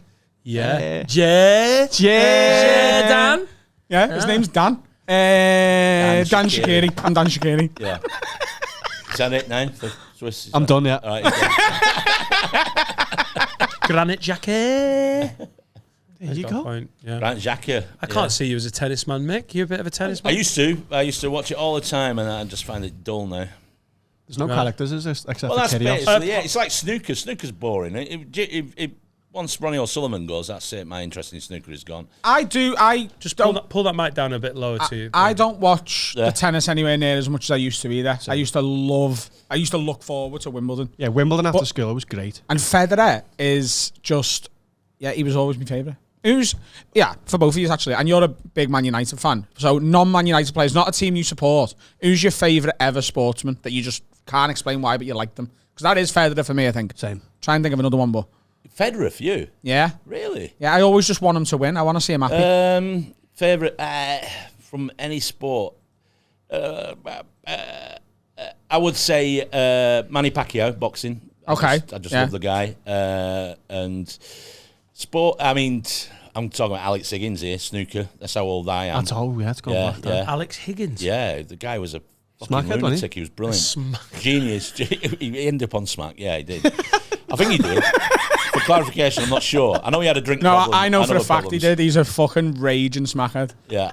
I'm happy to go on record and say that. He was sucking men off to make crack money. It's his favourite sportsman of all time. He doesn't get in the way of the facts. Whereas Roger Federer probably pays for that. So. Yeah.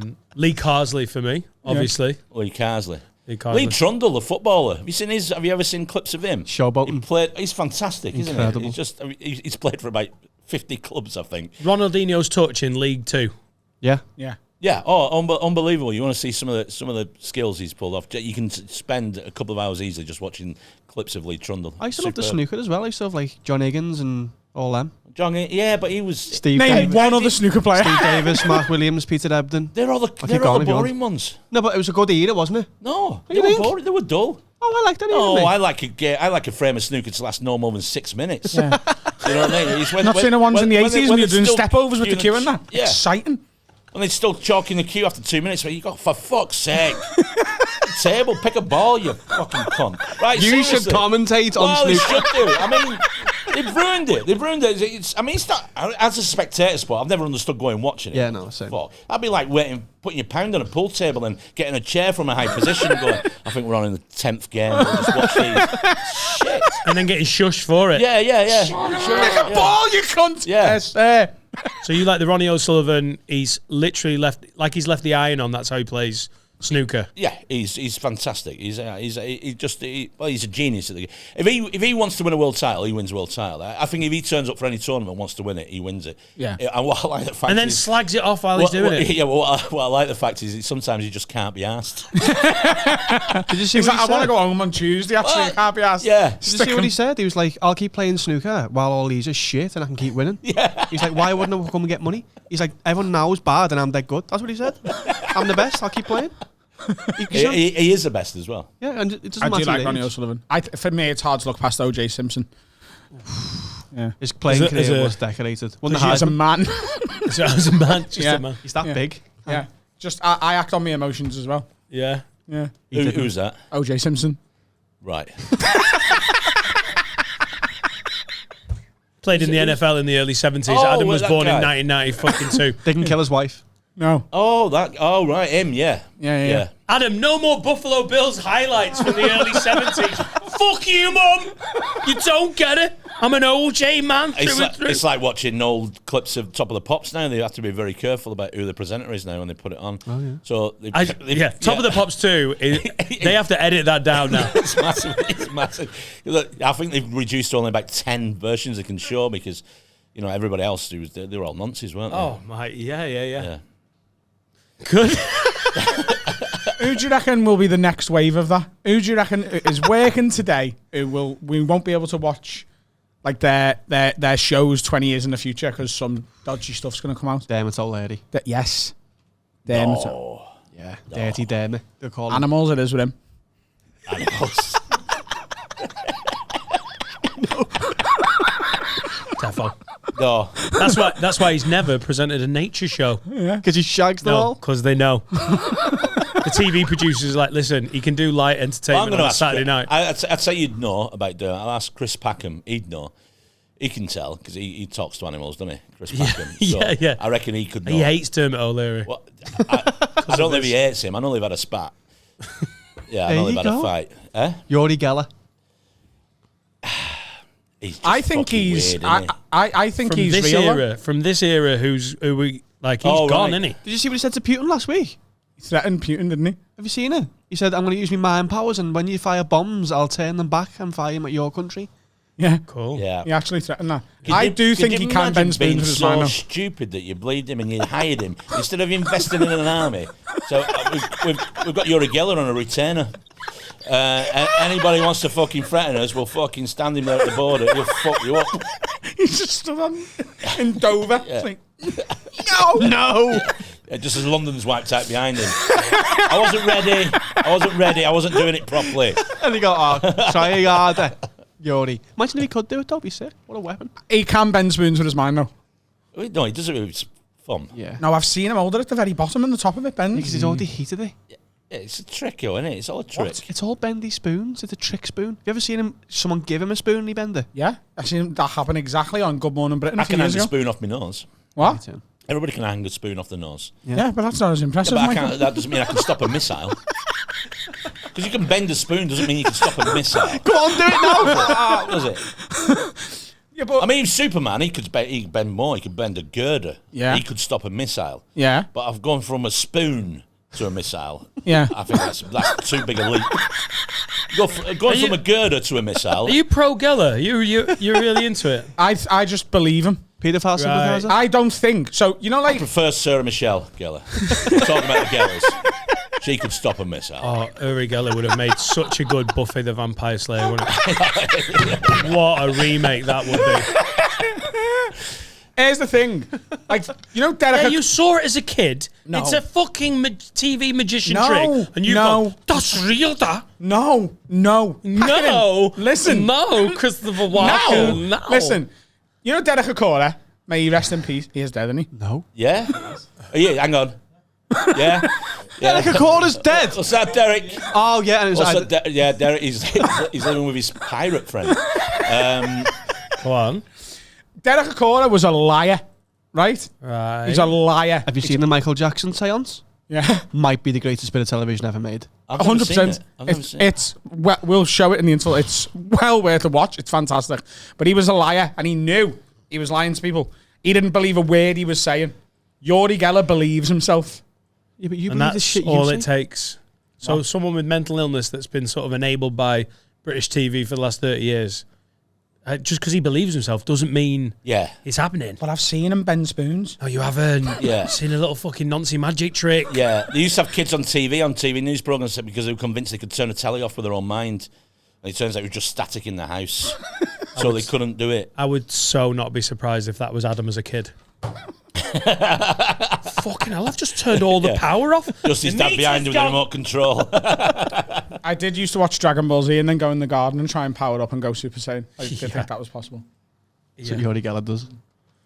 I did try and become magic after watching Matilda for the first time as well. He has made a hell of a career, though, hasn't he? Geller, for bending his... I mean, what the fuck? He just held on to Michael Jackson, didn't he? We did hold on to him, did he? Someone should have. I know he became friends with them because they believed him. I think he was somebody who was. I think he's somebody who might have mental health issues himself, who got followed by people who've got mental health issues, particularly kids who are at home thinking, "Fucking hell, he can bend the spoon. I'm going to follow his career." I've seen him do it. Dragon Ball telly. I haven't followed his career. Well, Oh, you're a big Gellard. Come on, is that what they call him, Gellards? Yeah. Gellard. Stevie Gallard. I haven't followed his career. I just genuinely think he thinks he can send nukes back at Putin if he fires them this way. He believes that. Right, so what? So he's mentally ill, so what? He is mentally ill. So what? But he's also got the power to bend space and time with his mind. No, okay. What is his job? Bend space and time. That's what he's doing with the spoon. No, that's isn't not space and time. bending You're time. thinking of the spoon from the Matrix. That's space and time. Be the spoon. Oh, yeah. Yeah, there you go. Yeah. So Actually, he was just bog standard bit of cutlery. And if he could really fucking do that, you'd just have plastic spoons. Imagine living with him. Yeah, I know. He'd be Trying to have a yogi. Yeah, he'd be an absolute prick. Yuri! All the spoons are bent in Yeah. the fucking in the drawer. he? Then he just flicks it across the room. was a fucking nonce era of Top of the Pops. Most TV celebrities in the 80s, mate, 70s. that is 70s, 80s. Uri Geller's 70s. He's not really doing much anymore, is he? But that was an era where most TV celebrities... Not doing much anymore. He's trying to stop World War III single-handedly, don't you? You're the only person that gives a fuck. The fucking Gellard crew still running his fan club. If he can stand there like what's it called, Magneto, and put his hand out Yeah, and stop all the missiles in the air, I'll go fucking hell. I'd even suck his dick on telly. If he could actually stop a missile with his hands like Magneto, I think there'd be a big queue of us all. Just, I'm really sorry, Yuri. You're right, and then you'd be fighting us off. Going, I'm fucking first. None of yous were into him. I was when I was a kid. You're fucking furious. I would love to see that video. Yeah, he want me video be live. As a nuclear weapon hits him first. Yeah, it'd be fantastic. He's getting close. He's going any minute, and he's going to stop in a minute. In a minute. Just people around and going, Yuri, run. Famous old ladies there presenting it with a suspicious amount of dogs. He's got a lot of dogs. From before. Yeah, what was it about the 80s? Sexy kids? Don't know. It was a bad era for TV nonsense, isn't it? There was a lot of them come from that era of the rock and roll era where anything went and nothing got reported. Yeah. I think a lot of people And they were had a more sense powerful. of entitlement. They were more powerful then as well. If you were famous on the telly then, you were fucking famous. Oh, weren't you were, you? yeah, you were. Like, Yeah. And how does news get out? They could control news. You can't control news now, can you? Yeah, So you've got to be accountable. yeah, Katie Mulgrew is Jimmy Crickett's daughter. yeah. Like Jimmy Cricket, famous 70s, 60s, 70s, 80s. Yeah. She was like, it's weird looking back at my childhood, how many people came over for Sunday lunch, and like when my dad's mates, all of the famous 80s sort of celebrities where Operation U-Tree, they're like, their names are dotted through. And then you realise, fucking hell, no one even tried it on. No. Really bad for your confidence. Yeah. You look back and you go, no, I didn't even get nonced once. No one even tried. Not nonced once. I still think that with the whole Operation U3 thing, that my favourite bit of all of it, and there's not many highlights, is that they just assumed Cliff Richard was involved and arrested him. Well, before that happened, in 2014, I was doing a show in Edinburgh, and I used to just go, "Who's next for Be a Wrong?" and do a book every night, like a bucket. And Cliff Richard used to be the most popular suggestion from the art. People just assumed that Everyone was just like, "Look at him! He's done something at him. Yeah, Arrest him anyway. That was the warrant for the arrest, though. Come on, Cliff. Cliff. I know. Come on, all of you boys are here, mate. Yeah. Like No, I think Forsyth got away with it, you know. Because he died, didn't he? Bruce Forsyth. Yeah. Oh, come on, Bruce Carl. was See, golden. no, look, it's always like people have said that about Savile. He was a loved person. No, they didn't. No. they But I'm did. saying he was loved. People didn't want to. People didn't want to Carl. believe it. No, even he wasn't. back in the day, Carl, a lot of people were going, he does seem like a bit of a fucking wrong'un. Yeah. Like it wasn't universal Jimmy Savile, like, what a character. I think if David Attenborough, I'll just kill myself. Oh, no. That'd be the worst, wouldn't it? Or Attenborough. Attenborough, the one. He's the one that'd kill you. What's your face for? I don't know whether you know. No. What? Yeah. Being Mm. Like He lives in Fuck, like when he lives in died, when he's Switzerland. dead. Oh, really? Yeah. Oh no. Hang on. You know something about? Yeah, Can we? I'll put a ledge. it's going to be in the new Fast and Furious film. He knows he's been speaking to Uri Geller. You're Except going to for that have bit- to cut this out because there's proper super injunctions about it. No, he is absolutely not. Oh shit. He was lending his house to nonsense and knowing what they were doing in it. What? Can you do that? No. Like Airbnb? Airbnb? And nonce? That's too funny to cut out, so just bleep his name. Okay, in yeah, all I'll of that. believe his name. Yeah, that is the thing. Really, though? How do you know that? Have you been told in the industry? Hang- So No, hang on. I've heard rumours myself. They've been I've heard rumours myself. Oh, that's awful. Yeah, I know it's hard to. Yeah, But super injunction. Yeah. Who told you that? Well, we know about another super injunction, don't we? No. I don't want to know how you know that one. What industry chat is going on at Edinburgh in 2022? Like, listen, have you heard about the old super injunction? No, I've known about this for a few years. Yeah, everybody's. Yeah, he's. I honestly thought you were doing a bit to just make. So did I. Make Carl feel sad. They've been on the radar for a bit, apparently. No. This isn't like the Ryan Giggs one I did the other day. But the name you've been bleeped out and you've been blue balls for, that's made me sad. Sorry. Yeah. Oh dear. You know. Makes you want to fall through a bar, doesn't it? Yeah. Come on, Noel Edmonds. You've got to be next. Come on, Noel Edmonds. This time next year, you won't want to hear that. Right. Listen. Here's my question. Who would be the worst person for you to find out that about? Who's the worst one? Famous, obviously. Somebody Yeah, it's not like, Paul. Somebody in your family, mate. Who's the worst person? Me? Yeah. Anyone in this room? No, it's got to be National Treasure on it, where you're like Stephen Fry. Dame Judi Dench. Dame Judi Dench. Well, how would that affect me? How would Dame Judi Dench, being an unlikely lady nonce, All the best James Bond. She's M. Mr. Tumble, who's on CBeebies right now? Oh. Because if I have to turn CBeebies off, I'm going to have to do more parenting.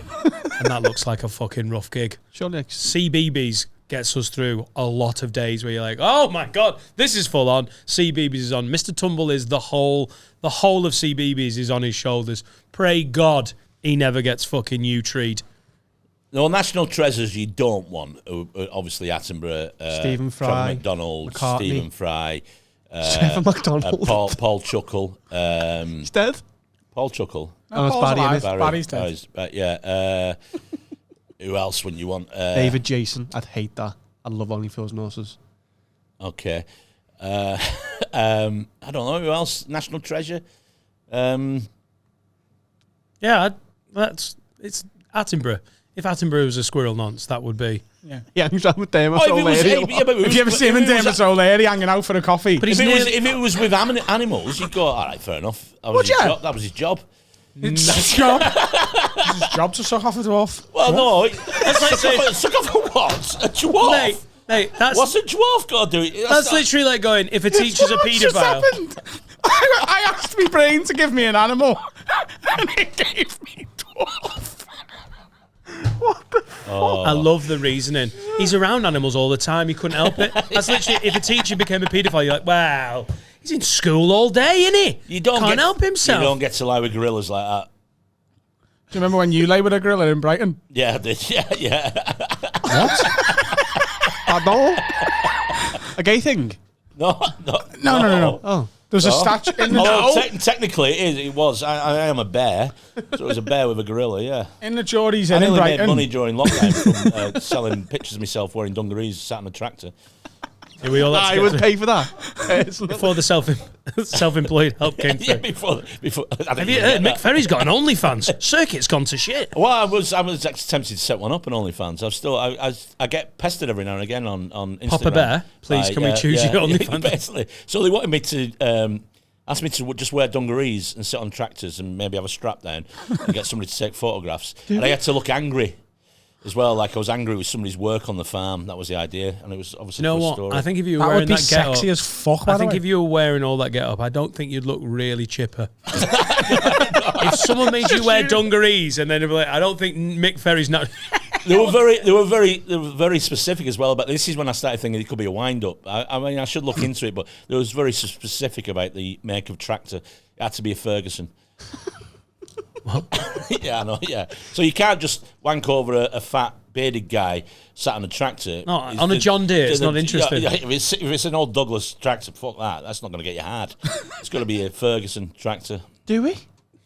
What? Do it. It will give you a lifetime to stand up as well. I need access to a farm.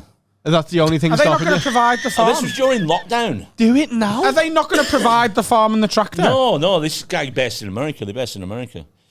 So Does he run a company or does he just want the photographs of you? I'm not sure. This is why he did say it was for a thing called American Bear. American Oh my God, Bear. you would make so much money. I could have done. Instead, I was doing fucking Zoom gigs. When I think about it, I should have just sat on the fucking tractor.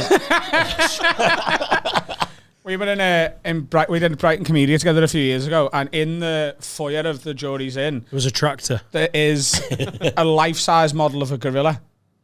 Just sat And it's got on no, its like, the haunches. gorilla's got no top on. It's like just sat cross legs. You've usually got fucking jumpers on. Weird gorilla. Not even wearing a shirt. Oh, he's at the seaside though, isn't he? There you go. He just got his trunks on. A life-size gorilla, naked.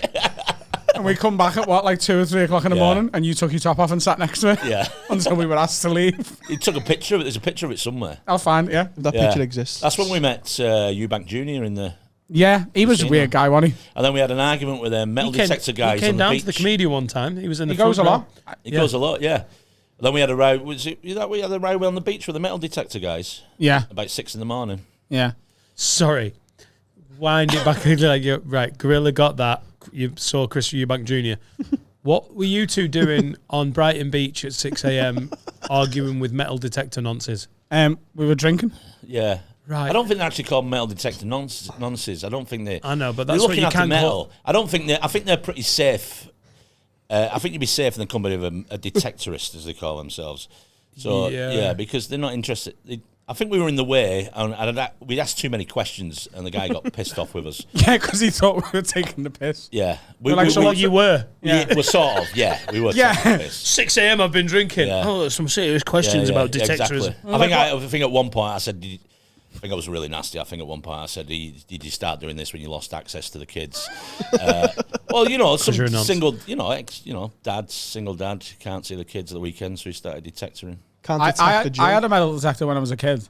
I just begged want to for live it for my birthday. I just want to live above a chip shop. I don't want to go. You had a metal detector when you were a kid, Yeah. and you were fans of Uri Geller spending spoons. Yeah. We're learning things here. Yeah, I begged for it. I think it was for either my birthday or for Christmas, and I got one. And then I would go to Freshfields Beach. What did you find? Did you do it on your Kawasaki? Then you can do it quicker. Adam's found loads. It's just a Go to bike. Freshfields Beach with my dad over the What weekend. did you find? What's the best thing you found? Found Apart from a broken spoon. bit of money. They'd find a bit of cutlery on the beach a couple of times. Found a ring with a very small diamond or gem on it. Took that to cash converters. Got 80 quid. Oh, wow. Yeah. How old were you? It was like 12, 13, something like Did you find any unexploded World War II bombs? that. No. No, they won't take him at cash converters as well. Not anymore. No, we got too many. Used to love walking around with Game gear. Bomb. Wow. I mean, I don't know if it's bullshit, but it doesn't matter. It was so. Did you? I bet you on like Christmas Day morning. I bet they hid things under rugs. Go on, test it, Adam. Go on. I actually asked my dad to go and hide around your living room. I asked my dad to go and hide some pounds in the back garden. Training. Yeah. That's how you become the best, isn't That's it? it. Yeah. Yeah. Yeah, and they're probably easy to find because there's a fresh mound of earth. Do you think your dad was planting anything? Have you seen that on Instagram Reels or TikTok? There's a dad who they were like, "Oh, I've only just worked out now as an adult woman that we used to go hunting for like shells on the beach, and we always found beautiful shells. And I've just realised now that my dad went and bought some beautiful shells and then threw them out, and he was doing it for his grandkids. Oh, Do you think your dad did it? Do you think your dad like just wazzed a few bits of metal stuff out for On you? the beach. Yeah. well, like to uses the think ring. Where did he get the ring? He from? might That's have a bit sinister, mugged isn't a woman on the way for that. You might have mugged a woman for the ring. Fucking hell, a PlayStation.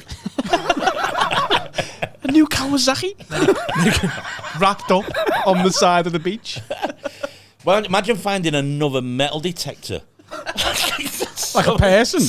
A dead body. Somebody just been so annoyed with it. Went, this is shit. Fucking buried it on a beach. You're going, this is fucking massive. Did you really though? Yeah. That's believable. That's unbelievable. Everything he says, man, you've got to question it. I believe him. I know he's lying, but I believe him. Like me and Yori. It's like Uri Geller. Yeah, there's a spoon. Have you got a spoon? Is it absolute bullshit? Well, can you bend the spoon? Of course I can. I'll show you how it's done. There you go. Is it clean? It doesn't matter. It's gonna be fucked in a minute. Oh, So yeah, so it's dead easy. So you concentrate. There you go. Ready? Right, it's a bend, right? Ready? Fuck off. Adam. Oh my God. I seen him Mind blown. No, I Yeah. seen him do it with his hand. What Yours do you was it mean? with his mind. That's why it's I impressive. did do it in mind as well. Yeah, It his happened mind to be in my moves his hand. hands, Yeah. Yeah. right? He was hiding it. You never saw him do that, though. Fuck off. Wow. He can put it back. You're all full of shit. We're watching your yellow Right. videos in the break. Right. No, we're not. We are. Right, somebody throw a missile at me. I'll show you. What a Nerf gun. Let's have a little interval. I need a poo break. Wag wag lids. Hope you're enjoying today's Patreon exclusive. We've got some new merch that you can see over my boobie. Is this real? This is an ad, this, Oh, for the merch. for the merch that you're wearing. Get one of these ones, but when you buy it, get one that fits you. They come in different sizes, but I would definitely maybe order one size up, unless you want to feel like it's a Tammy Girl starter bra. Haveawordpod.com is where you get the merch from, and it'll save you wearing that pile of shite that you're wearing at the minute. We just said don't be doing the mean thing. You look like a fucking pedo. Get some merch, but he can't help himself. But look at them. Look through the camera at the fucking scruffy twat on the other side of it. I like you. I think you look good, Fucking pathetic. but you'll look better in Have a Word Pod merch. That's what I was saying, just in a more polite way. And that's here, because Carlo put the graphic in. Haveawordpod.com if you can't read. Get on me. Final fucking section. Mick, you're bringing your podcast back. Yeah. Give it a shout out, because I remember when you brought it out the first time, like 5 years ago. Yeah. It's a fucking great idea for a pod. Yeah, well, it was a bit of fun as well to do. So it's the bunker radio, because there's a couple of things called a bunker, so I might have to change the name of it. So just the idea is that we record it in a pub in front of an audience, and the idea is we're in a bunker. It's the end of the world.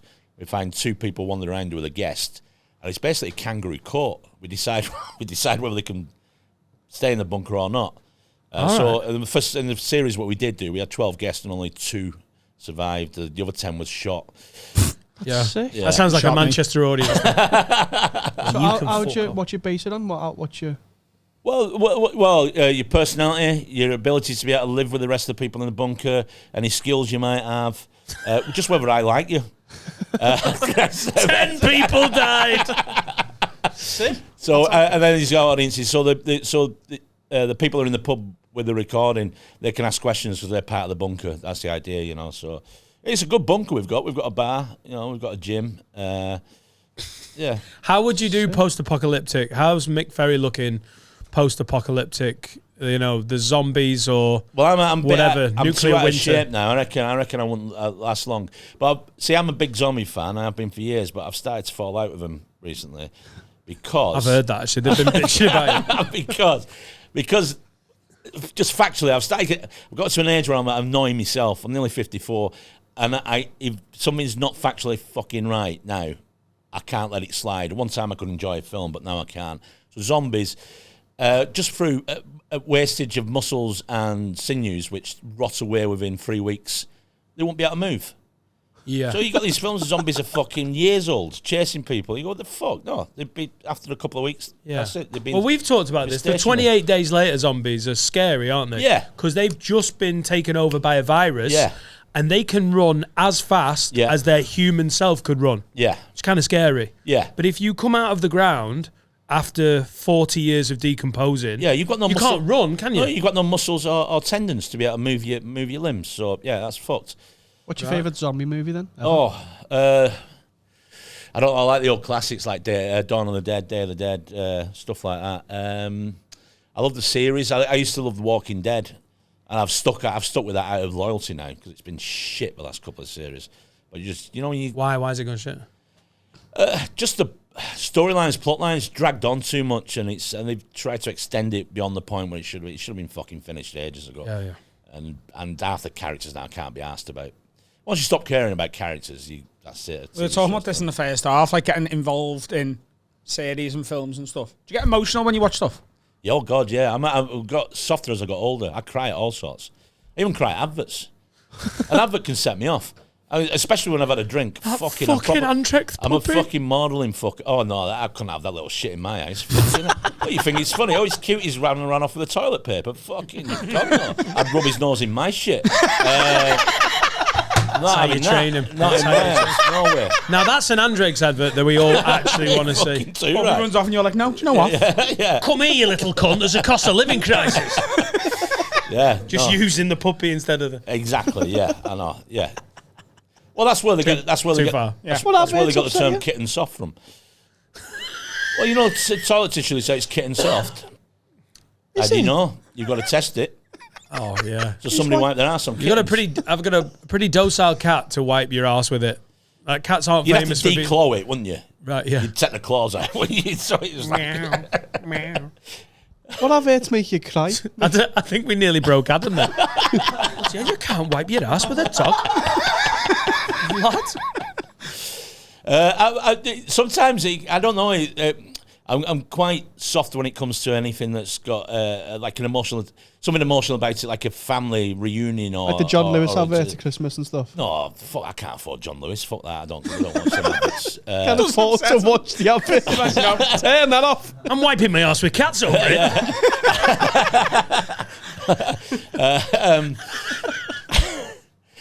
You know, litter trays. I know it's usually anything to any kind of drama around kids or fucking somebody that I don't know. I've got just softer. I struggle. There's a lot of things I watch on my own because I know I'll start crying and I don't want to. Passage of time is something that never got me until I became a parent, and then those things where it's like, and then they became the dad, and then you became the granddad. You're like, for some reason, that fucks with me a little bit. That's where I can choke up. Because that's a bit. happening to you. Because you couldn't relate in the past because you were just still the kid. You're still, when you're young, genuinely young, it's something about having a child instantly ages you. And I know that sounds daft, but you're like, holy shit, I am this kid's dad. Yeah. And then quickly your head goes, and one day they'll be a parent and I'll be the granddad, and all of a sudden you see how fucking short life can be. Now I know nothing's actually happened. For the first time you've been able to look that far ahead with like this thing in your hands. That's fucked me up for tearjerker moments. They're the ones that get me. Life's too short, but days are too long, and I'll die on that hill. What? I think days are too long. No, aye. Do you ever just have a day where you I have don't think they're long nothing to do? enough. Your concept of time as you get older gets quicker. So I remember when you were a kid, summer holidays. Oh, it was 6 boring. months. It fucking lasted for fucking ages. But you're an adult, 6 weeks is a fucking blink of an eye. You know, it's like I can't believe this stuff I've got coming up in the next month that I planned 10 months ago, and I can't believe it's here. Yeah. You know what I Christmas mean? makes me feel like when you were a kid, it took so long for Christmas to come back again. And now you're like, fuck. And now when you're paying for it as an adult, it's fucking too quick. You know what I mean? It's Yeah, just it's like, how's it Christmas Jesus, again? It should be every 2 years, I think, Christmas. In fact, I'd run Christmas like a World Cup. Right, every 4 years, and I have a host Christmas country. And then we all go there. Yeah, we all go there for the Christmas. And then you've got 4 years to save for it. How nervous would they draw for who's going to be the next? They'd be like, oh my God. Luxembourg's like, we haven't got the places. we haven't got the room. Shit in Yeah, it. exactly, yeah. But I think that's a good idea, that. Christmas every I 4 love years Christmas somewhere. every year. I love Christmas, though. I am such a I kid. do like it. Shout out, Christmas in Switzerland. I know we don't like them. I think it looks pretty good. Sounds like a They've got suicide. snow, Car they've got park. mountains. You've got snow, you've got mountains, you got jewellery that doesn't belong to them. Adam will find it. We've got some questions, Mick. I'm just going to say Christmas needs to be exactly as often as it is. It's the perfect amount. I love it. I do like it, but I like the idea of having a Christmas tournament every 4 years. I think that'd be good. Like a super Christmas. Yeah, super Christmas. Yeah. And that's like, shit. And countries can only qualify depending on how happy your population are, what your GDP is like. No and all Christmas that, for to us. do it. So only the top 12 countries. So we'd never be in it. Swedish Christmas. Swedish Christmas. Questions, anyone? Anyone? Correspondence? You've got them. Stephen Burns says, just a quick question. If you could make one rule that all comedy green rooms had to adhere to, what would it be? So you have the power to put a new rule in place for every comedy club in the world. What's the new rule to make green rooms a better place? My first thought was no phones. But I actually think that would... absolutely fucking mental. Imagine that weekend you get booked with 3 cunts. Yeah. But that... You tend not to be in the dressing room then, do you? If you know. But I do. I just stay in there on my phone and not talk to anyone. Really? Yeah. Oh God! And they probably sat there going, "Fucking look at that cunt on his phone all the time." Yeah. I wanted to talk to him. That's us. Yeah, yeah.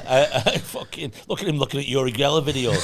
No, Fucking in fact, weirdo. it's definitely that's my vote, and I want to be on a bill with Adam as he has to sit there with no phone. But I wouldn't be in the green room. I'd be outside the green room on my phone. Fair enough. Fair enough. It'd be funny just watching you like what, as people are fucking chatting shit. My rule, and it does wind me up. It's only because I've probably got a bit of OCD anyway. But No fingering right, no fingering. Yeah, I think you should be off. Yeah, if you in want the dressing room. finger. Be able to consensually finger. Hey, Portsmouth jonglers back in the day. It was half the fun of it. Free bottle of wine and a finger. If someone wants a little finger and you've got a finger, why would there be a rule to stop that happening? Two adults just making each other happy. So Paul Smith and Danny Mac fingering each other in the dressing room at hot water. You're fine with it. Yeah. Oh, You'd have your phone out then. To be fair, that'd take ages. Them two, they'd be discussing fucking trainers and all sorts in the fucking middle of it. It'd be fucking awful.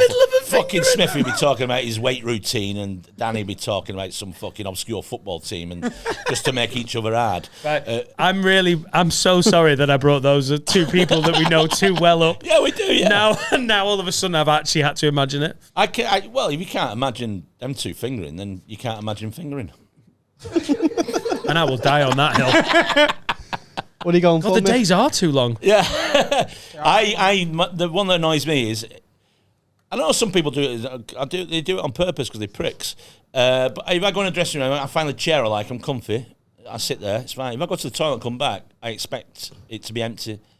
Some prick sat on it. God, yes. Hot water's bad for that because there's 2 Chesterfields and then like 5 Yeah. little shit plastic ones. Yeah. And the that's very second anyone gets out of a Chesterfield, someone jumps into That's it. true, but I think that's fair game because they've only got the 2. Yeah, and they're actually Queen Anne wingbacks. They're actually called Oh, they are Chesterfields. lovely as well. So, What's your favourite green room? We've asked this in the country. The Manchester store was the one. Manchester was great. The Birmingham Glee is a good one. I like the Birmingham Glee. The smaller one with the couches. The Cardiff Glee's the big it's one, good. isn't it? Yeah. Where else? Rothel in Comedian was Newcastle alright. under Lyme. Rothel. It's just a weird little eccentricity of the room, but like it's an L-shaped room. So for the comedy, they've sort of shut off that little bit of L shape and accidentally made one of the nicest dressing rooms ever. Because the way it was designed was meant to be part of the room. They've curtained it off, so it looks like you sat in it's the Stoke Rothel, which isn't. Yeah. Have you not played it? I'm not playing it. It's a great little room, but the dressing room is unbelievably So nice. I should play it just for the dressing room. I mean, I think you should. As a comedian, you want to experience loads of different I things. do loads of experience, different dressing rooms. Yeah, of course. Yeah. See Mick at Rothel, Newcastle on the Line. Apparently, in the next never. Just your own seat. Good seats in a green room. Yeah. Comfy seats. Never be able to tell the story about when you had a good gig. That should be the golden rule anyway. In comedy, nobody wants to hear a story with how you'd ripped a gig. We all want to hear the story when you start with last night. Have you heard about? And then everybody goes, "Fucking come on." This better be, this better be a hard. In fact, that is an unspoken rule of any dressing room. You have to be a right piob to be like, guys, can I tell you about when I ripped? Yeah, who does that? Like, even I don't do that. I've seen it done. I've seen it. There's a few do it. Yeah, there's a few that can't help themselves. I know what a good gig. We all know what a good gig feels like, but we all know what a death feels like, and that's better. That's what's more powerful. And that's what's more powerful probably about when you watch stuff on films and TV. We all get happiness. We all get that, but the one that really resonates with us is fucking horrible stuff because we know it's bad. It's bad. Yeah, there's also something so cringy and joyful about someone being able to revel in their own misfortune. Yeah, exactly. It's a British thing as well, isn't it? Yeah, I think so. Yeah. Yeah. I remember once I'm seeing at a store in London, and a guy come off the flight from New York, and he gave me his CV to read before I brought him. I just said, "Oh, we don't do that." And he said, "I heard you don't do that." He said, "Why not?" I said, "Because they'd hate you before you got to the microphone." So I started telling him about everything you've done. Good. He said, "Why is that?" I said, "I don't know why." I said, "They just won't like you." I said, British audiences like to think they've just found you, discovered you, and they like to think I actually think you're not as good as they are. You're just as good as they are. Yeah, that's it. the That's least it, said by a host, the better. yeah, of course, yeah. Just go, next guy's great. Yeah, that's it. That's all you've got to say. That's all you've got to say. And I was meant to be leading on to something else, and I haven't got a fucking clue now. I was meant to say. The story? The American came on and asked if you could read a there was CV. something that was leading to something else. You're talking about films and stuff and. Oh, fucking, that's way back, isn't it? I think more films should have sad endings. I hate it how they've all got happy endings. You want like a bleak ending to a film and be like, well, you'd love this. The 1970s was the best era for that. That's when the studios had lost control of the filmmaking a bit, and so that's why a lot of the films were brilliant. Where you'd have the hero dying in the final scene. And, yeah, but that's what you need because there's some like Stranger Things. I don't know if you've seen it. Like the plot armor everyone's got now. You're like, they're not gonna die. Oh, they're in this impossible situation. You're like, yeah, they're going to get out of it, though. People should start dying more. Like Scooby-Doo. I'm really bad for... Scooby-Doo, they should have killed Scooby-Doo in one cartoon. You'd remember that, wouldn't you? You'd be talking about it. You would remember that one, yeah? Oh, I mean, the Scrappy-Doo, that little cunt should have died years ago. Well, isn't that the worst? You hate dogs, don't you? No, I don't. I love dogs. I love dogs. My dog, I've got a beautiful dog, but a Scrappy-Doo ruins Scooby-Doo. Everybody knows this. Right, as soon as Scrappy-Doo Gimmick, and he could talk. Yeah, it was bullshit. Yeah. And famously, Scooby-Doo couldn't even say his own name. You should have an episode where Scooby... That's what he says. He doesn't. I've literally watched it this week. He doesn't. He says Ruby, Ruby, Roo. Ruby, Ruby, Roo. No, he does. That's a Kaiser chief. But yeah, how did we get back to sad ending on films? Because you said about watching films and stuff and it being like resonate with you and stuff. You did say that. We were talking about Comedy Club Green Rooms. Oh, you've not seen one of my sets. I'm giving you a right rewind a minute and you'll let him say it. Jen says, if you could delete something, just one thing from existence that would help your long-term health, what would it be? The memory or the image, more like of Danny McLaughlin and Paul Smith fingering each other. That would be so good. Now that that's in the air, like, why you don't want to take that out of existence? That image is there now, and then if you believe in such a thing as alternate realities, that's happening right now. For an infinite amount of times as well? Yeah, for an infinite amount of times. No, I don't think there's no. Yes, it's happened. I don't even think infinite is enough for that to be happened. I don't think you understand the nature of infinity. I've got an idea of the theory of the infinity, and I still think you're a few short. No, there's actually a version of it, or infinite versions of it, where you're there as well with Macarena's going, yeah. We used to do the Elton John game, didn't we? What? We used to play the Infinite Worlds game. Like, yeah, I'm walking home from school, but you're Elton John. Yeah. Yeah, and then there's another one where... Both Elton John. Yeah, you're both Elton John. There's one where he doesn't even exist. How sad's that? And then you're not walking home. Oh. But then there's another one where he doesn't exist, but one of you go, hey, do you remember Elton John? And the other one goes, he doesn't exist. And there's one where Elton John is your shoes. Yeah. Your shoes are Elton John. I've done that. There isn't, though, is there? What do you mean? I love...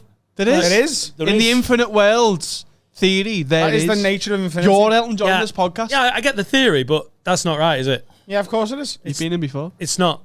Is it? No. I get the theory of... I think Brian Cox would probably explain it clearer, and he's probably wouldn't be going on about Elton John. I don't know. I like Brian Cox. I don't know if he could get any better. I don't think. But there's another one where he would explain it clearly, and he'd only talk about Elton John. Yeah, there's another one where Brian Cox is Elton John. And there's one where Elton John talks about Brian Cox. And he had Brian Cox shoes. There's another one where Brian Cox sang at Princess Diana's funeral. Fucking true, right? And she wasn't even dead. And he was Elton John. And he was sucking Elton John off. He was a nation's princess. And there's another one where Brian Cox sang at Elton John's funeral, and Elton John rose out of the coffin, said, hey, that's my song, and they fought to the death. And then they went with Adam with his metal detector looking for mines. That's a charity. They were all taking all of Elton's rings off him. There's another one where everybody who was at Elton John's funeral is Elton John. The only person that wasn't there was Elton John at his funeral. The Elton John theory. One where the rumble in the jungle wasn't Muhammad Ali versus Who was it? It was Elton John and Brian Cox. Yeah. Wow. For the heavyweight title. Refereed by David Furness. And mixed it on a Ferguson track there. Yeah. But that theory's, it's not real though, is it? Yes, it is. Well, until you disprove it. Okay, cool. Although we can disprove that Uri Geller doesn't bend spoons with his mind. Listen, the fan club will get annoyed. Yeah. There's a world where Uri Geller bends Elton John with his mind. So I think that's this one. So do you know what? It's time to have a word with Elton and Elton. I'm gonna. Okay, so eradicate one thing from existence. What's the one thing that if it just got Elton John. Elton John, I've eradicated him. He doesn't exist. Yeah, and that's going to help your long-term health. It is now. Yeah. After this conversation, what are you having? It fucking is now. Smoking. If you'd have done that in December, we'd have been Christmas number 97. I think the wrong thing I'd eradicate would be my losing when I gambled. Part of the reason why I was a gambling addict is because I kept losing. So if I constantly, I'd like to win all the time when I gambled. So but when you would be a gambling addict, you'd just be a winner. Of course I'd be a winner, that's what I mean. Oh, right. Oh, Wouldn't you be more of an addict? Eh? Wouldn't you be more of an addict? If No, you he's kept just a winning? winner. Oh, I'm a winner. Can't be addicted to stuff that's good for your life, can you? That's not. If there's no downsides, if you just always People win. only get called gambling addicts when they but keep losing. Isn't the thing that you can't be addicted to anything that's good for you? Like, addiction's not good in any sense. Yeah, exactly. Yeah, so winning's not good then. It is. Of course it is. No, so there's no If downside. you were winning all the time, you wouldn't like that. You'd lose the feeling of winning, so you'd lose that. No one's at Gavel the money. No one's at Gambling Anonymous going, guys, I'm here. You wouldn't even call My it name's winning. Dan. You just I've call it. You just call it Wednesday.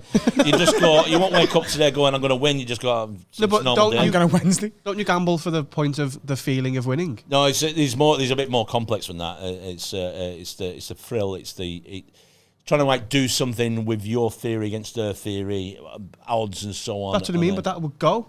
Yeah. Because you always win. You lose that edge. It might get boring. It might get boring, but Well, the amount of money I've lost gambling, I fucking want to win for a bit. Jesus Christ. It's like to be fucking happy for it. It's not even your timeline. What would you eradicate?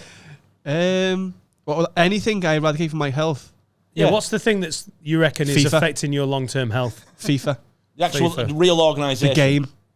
Oh, the game? Yeah. Oh, for fuck's sake. No. I thought you meant like FIFA. That'd be I fun. mean, yeah, and that as well. They're cunts as well, aren't they? Which FIFA? Which version? All of them.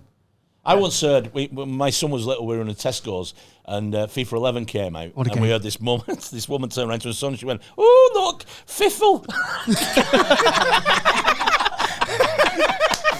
Fiffle. So me and my lad have called it that ever since then. It's Fiffle. I love FIFA. I despise it more though. Like, it's not good for you. It's not good. Like, Serica will get in the bath or something. It's like, oh, I'll have a game of FIFA, and every time, what am I doing? Because she gets out of the bath, and I'm in a bad mood. Are you playing online? Yeah. Oh, you got to stop doing that. That's exactly. But Yeah. I love football that much that I Why want don't to you get play yourself it. one of them VR body kits where you can experience things, right?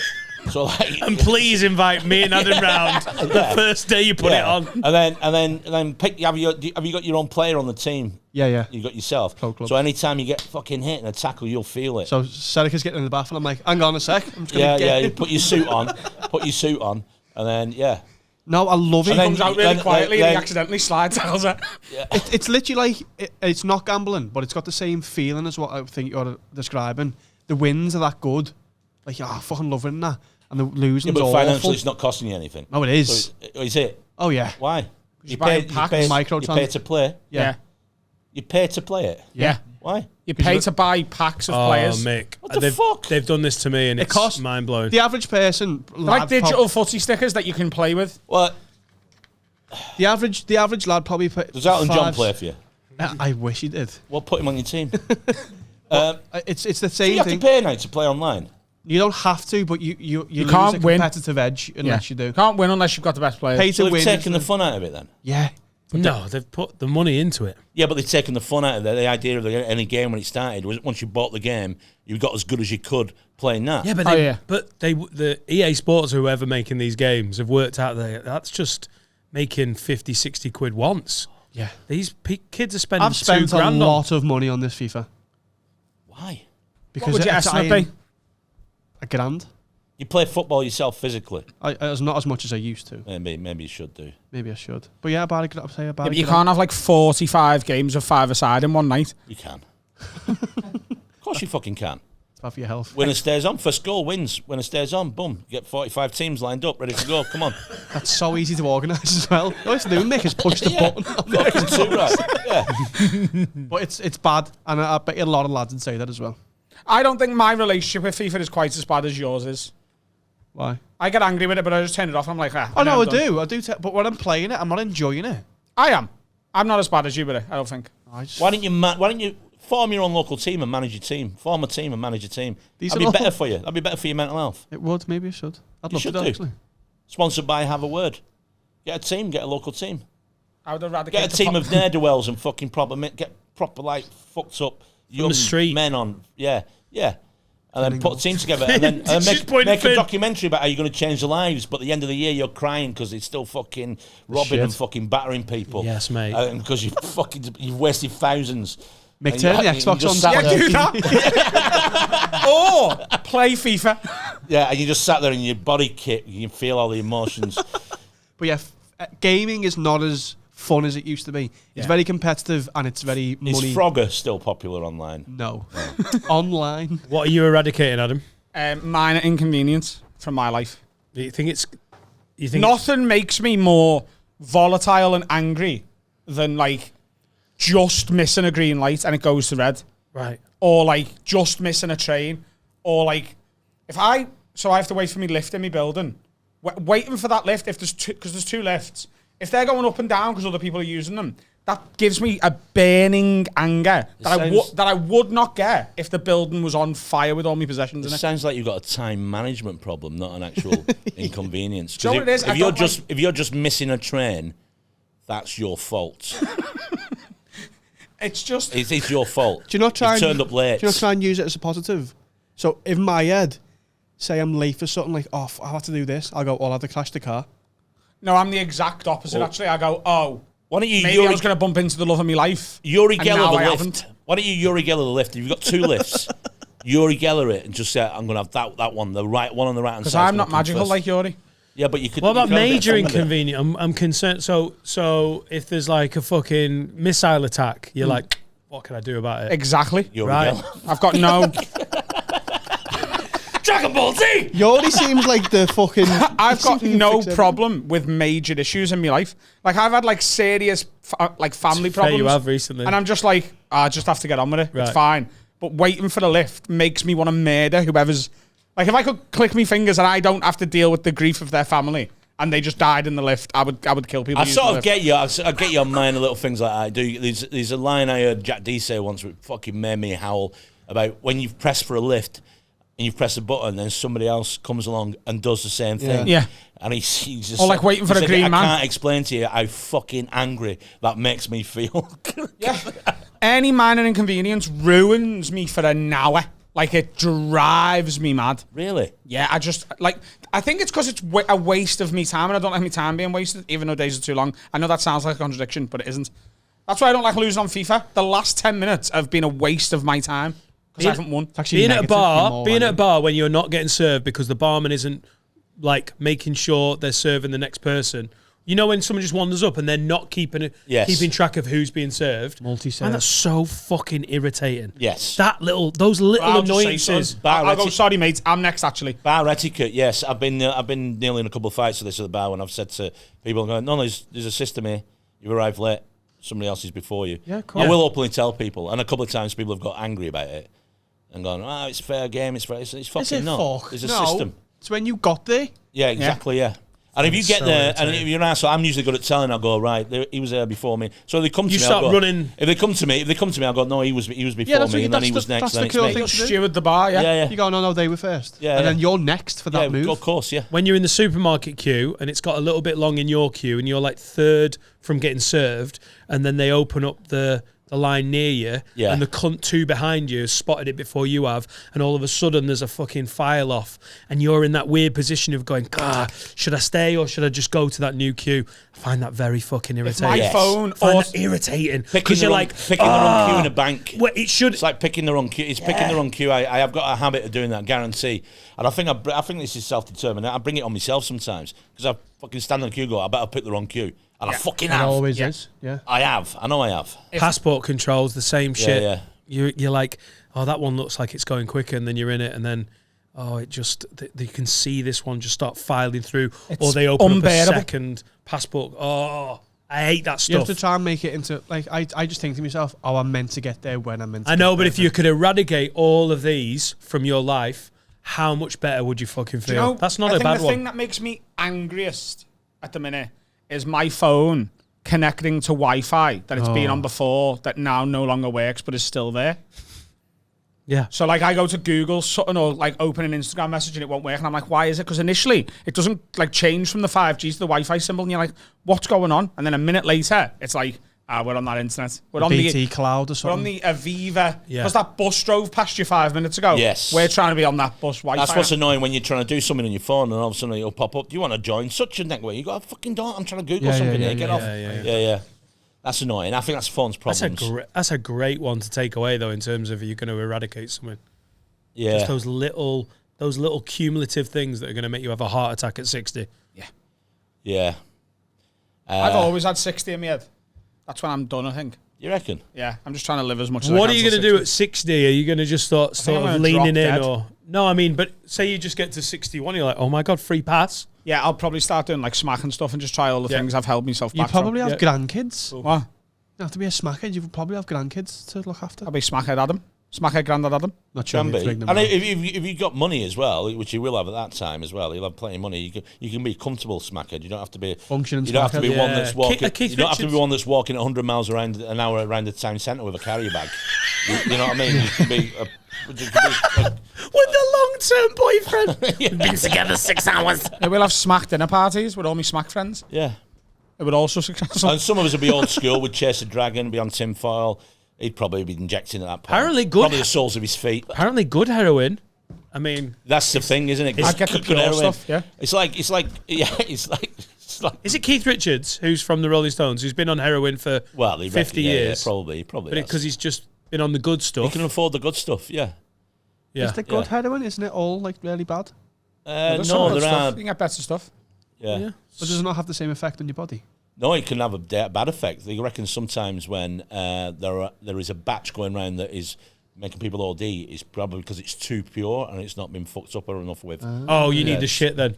Just for smackhead. To start off with, Grandad smackhead You Adam. just dilute it, don't you? Well, Put a bit of Diet build you Coke up. with it. Don't drink it straight. Yeah. Oh, we are.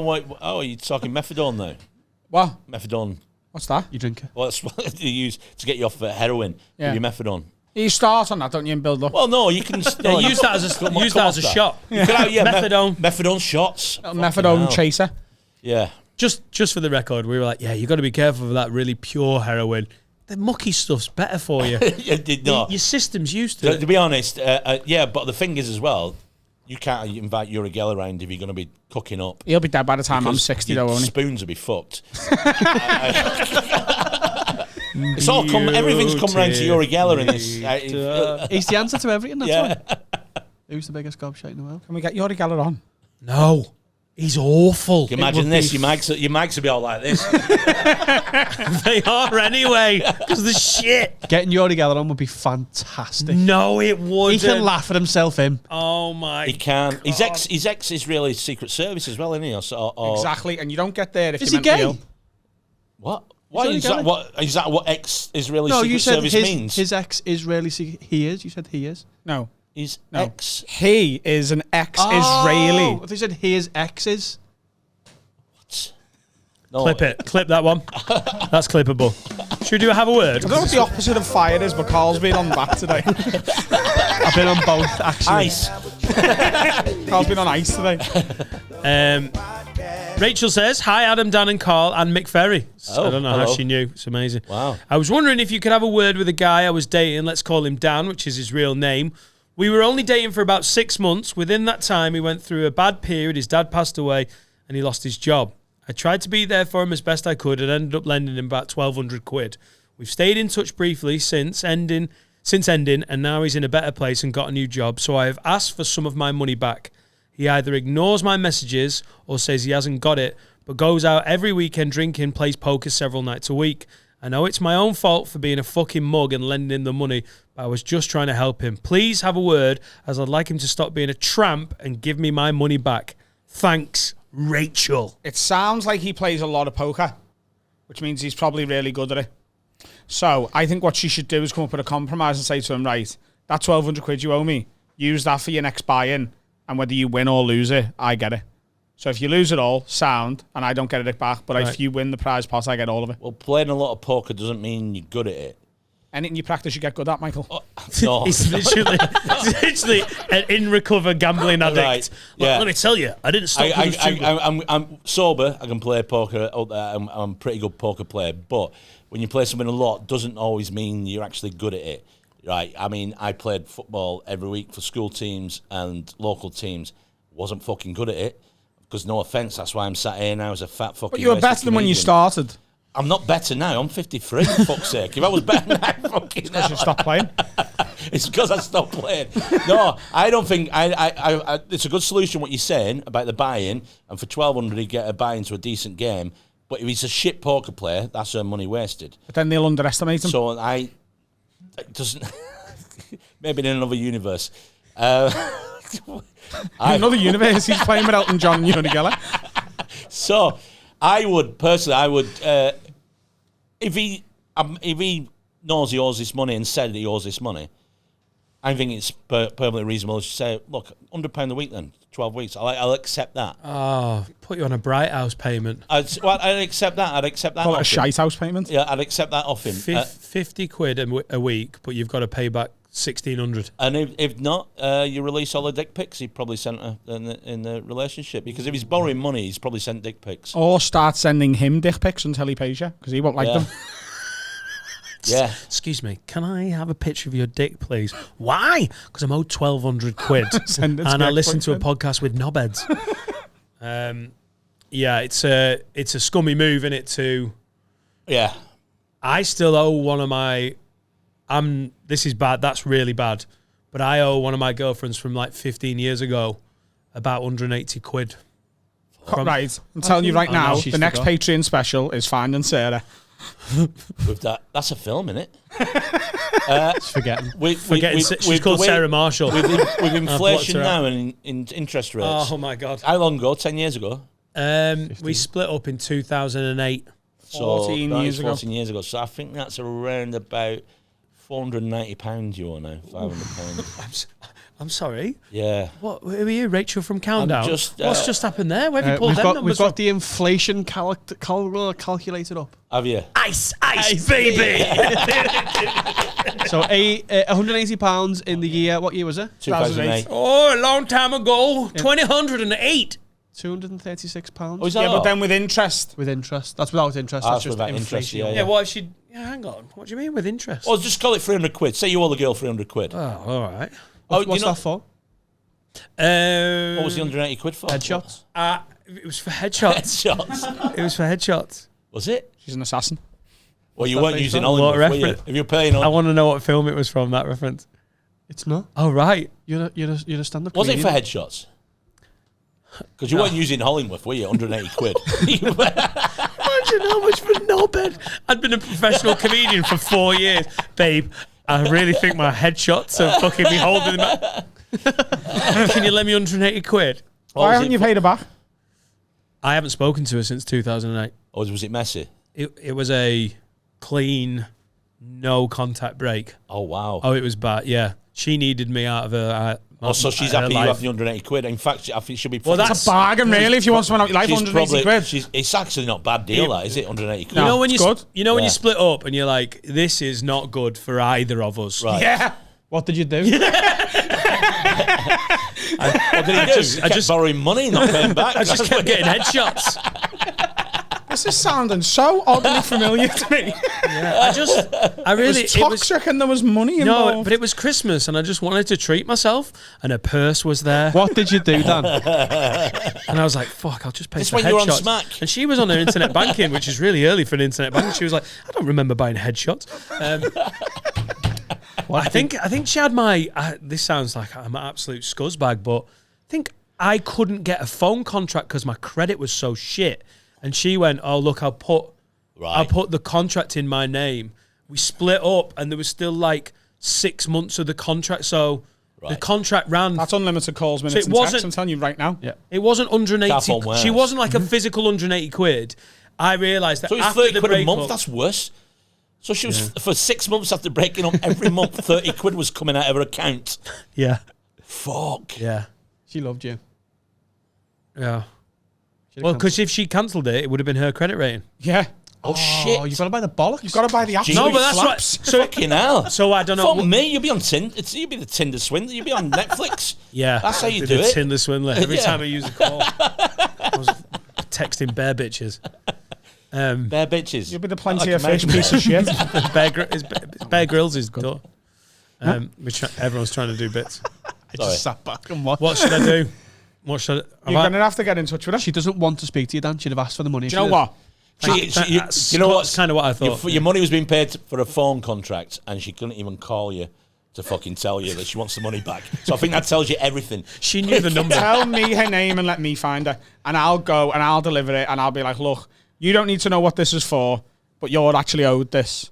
And I'll be like the secret millionaire sort of thing. I'll just be like this. Secret 300 quid. Yeah. Yeah, you don't know me. Just let me find her. It'll be Hang on a fucking- minute. it'll- It's something. I mean, she could not realising she was spending too much money every month for 6 months. She could have ended up in serious debt. yeah. She might be homeless now or somewhere we don't know. She But could all be dead. because of she could have just spiraled into a life that's got out of control Be a smackhead. and not realised it was. Well, just if she's a 'cause it was smackhead, she's going to Come to my really. dinner party as she well. was 30 quid short. But every she's month. going to really appreciate the 300 quid then, isn't she? Yeah. That's loads of smack. What's Yeah. her name? First name, obviously not second. Tanya. Not I'm real. only thinking. I'm only thinking. Tanya, I'm only Tanya, thinking of one Tanya. Tanya now. And I can't get Aren't we all, mate? Yeah. It ain't that line. Tanya. Needs for petrol. Tanya. Tanya. Oh, she filled a big place in my heart. yeah. It's not Tanya, is it? What's her name? Tanya. No, Not Tanya. Harding. Tanya Harding. It is, yeah. The fucking ice skater. Yeah. Isn't it Tonya? We were in love. Yeah, but I called her Tanya. Is she the one who attacked someone? Her name was Tanya Harding, but it was my little pet name for her. I called her Tanya. Tanya. You know? Tanya. Yeah. Right, okay. She's the one who attacked the lady, isn't it? With the... Yeah, because she was angry about that 30 quid a month. Yeah. She was fuming. Whew. Yeah. Track her down, Adam. I want to find her. Yeah. What's I her need her first real name, name? though. What's her come on, just first name. Tanny Gray Thompson. Yeah. I love her so much. Right. She's my Paralympian. That's why I can't watch the Paralympics. And other reasons. Because you failed to qualify for the events. I got my headshots done for it and everything. Got my blades. I think that's one of the.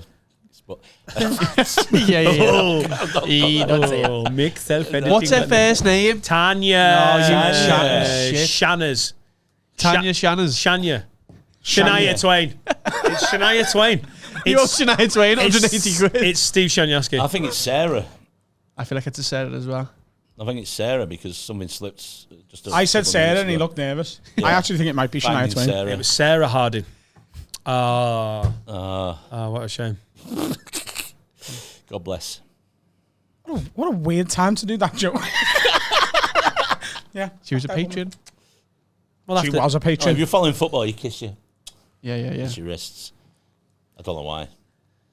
Kids are Well. doing that now, aren't they? Have you seen that thing? The kids are copying. Kids playing football are copying what they see in the Premiership, covering their mouths when they talk to each other, thanking God when Pointing they to the score. sky when you score, yeah. Hey, I tell you what, my dad's watching and he's a fucking prick. Yeah, I know. Yeah, I know. That's the reason why you're starting. You know. Also, your fucking breath stinks. Is that Maguire? Yeah.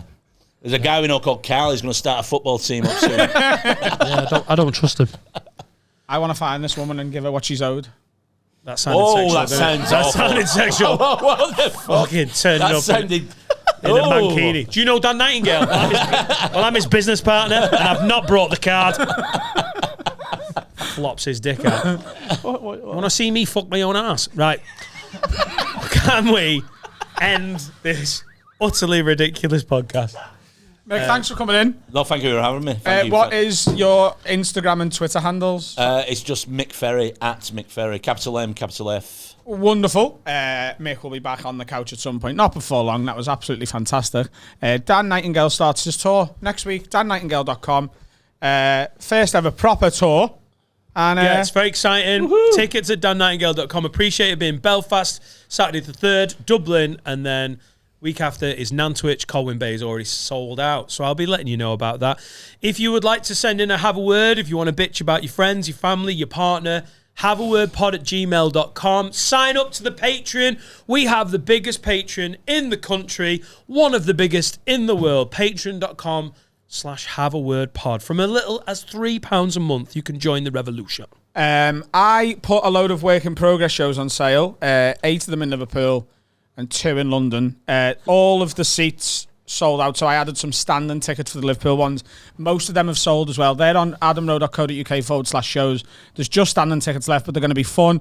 September's lineup I haven't booked yet. They're Adam Rowe and friends, so I'll be doing half an hour to 60 minutes, depending on how much I've written. October, I've got Sarah Keyworth and Alfie Brown doing it with me. November, I've got Ishan Akbar doing it with me and someone else. They're going to be fun. And I might be looking for some stage time. Yeah. Just on a quiet. Yeah. We've got an arena to think about. Yeah, I'm trying to write a new 20 for the arena show. Oh, speaking of the arena show, gigsandtours.com, ticketquartz.co.uk. There's about 500 tickets left, and then we have sold out the M&S Bank Arena in Liverpool. Lick my balls. Plans are coming along for that. And we've been talking a lot about music lately off camera in here because I've become such a big fan of country music, and Finn is on board with that as well, and he's a musician. You know, he does some stuff. So we end our episodes now with a song from a band who send us a song in, and it doesn't go out on YouTube because we get copyright struck, but it goes on the audio version. So if you're a YouTube viewer, the show is over. You could fuck off, really. But if you are an audio listener, Finn, who is this week's featured artist? What is their song? And yeah. It's a brilliant country song this week. Is it? No. Of course not.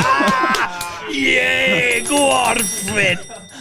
No, this week... You've come dangerously close to getting fired from both of us today. Honey and mustard dip. This week's is a guy called Gaz Price. It's a great little tune. It's called Leave Them Be. Enjoy. Bye, Felicia. Sounds like Let It Be. Is it a cover? It might be. Leave them be, leave them be. Cheers, mate. Leave them be. Appreciate you. Love you, bye. Leave them be.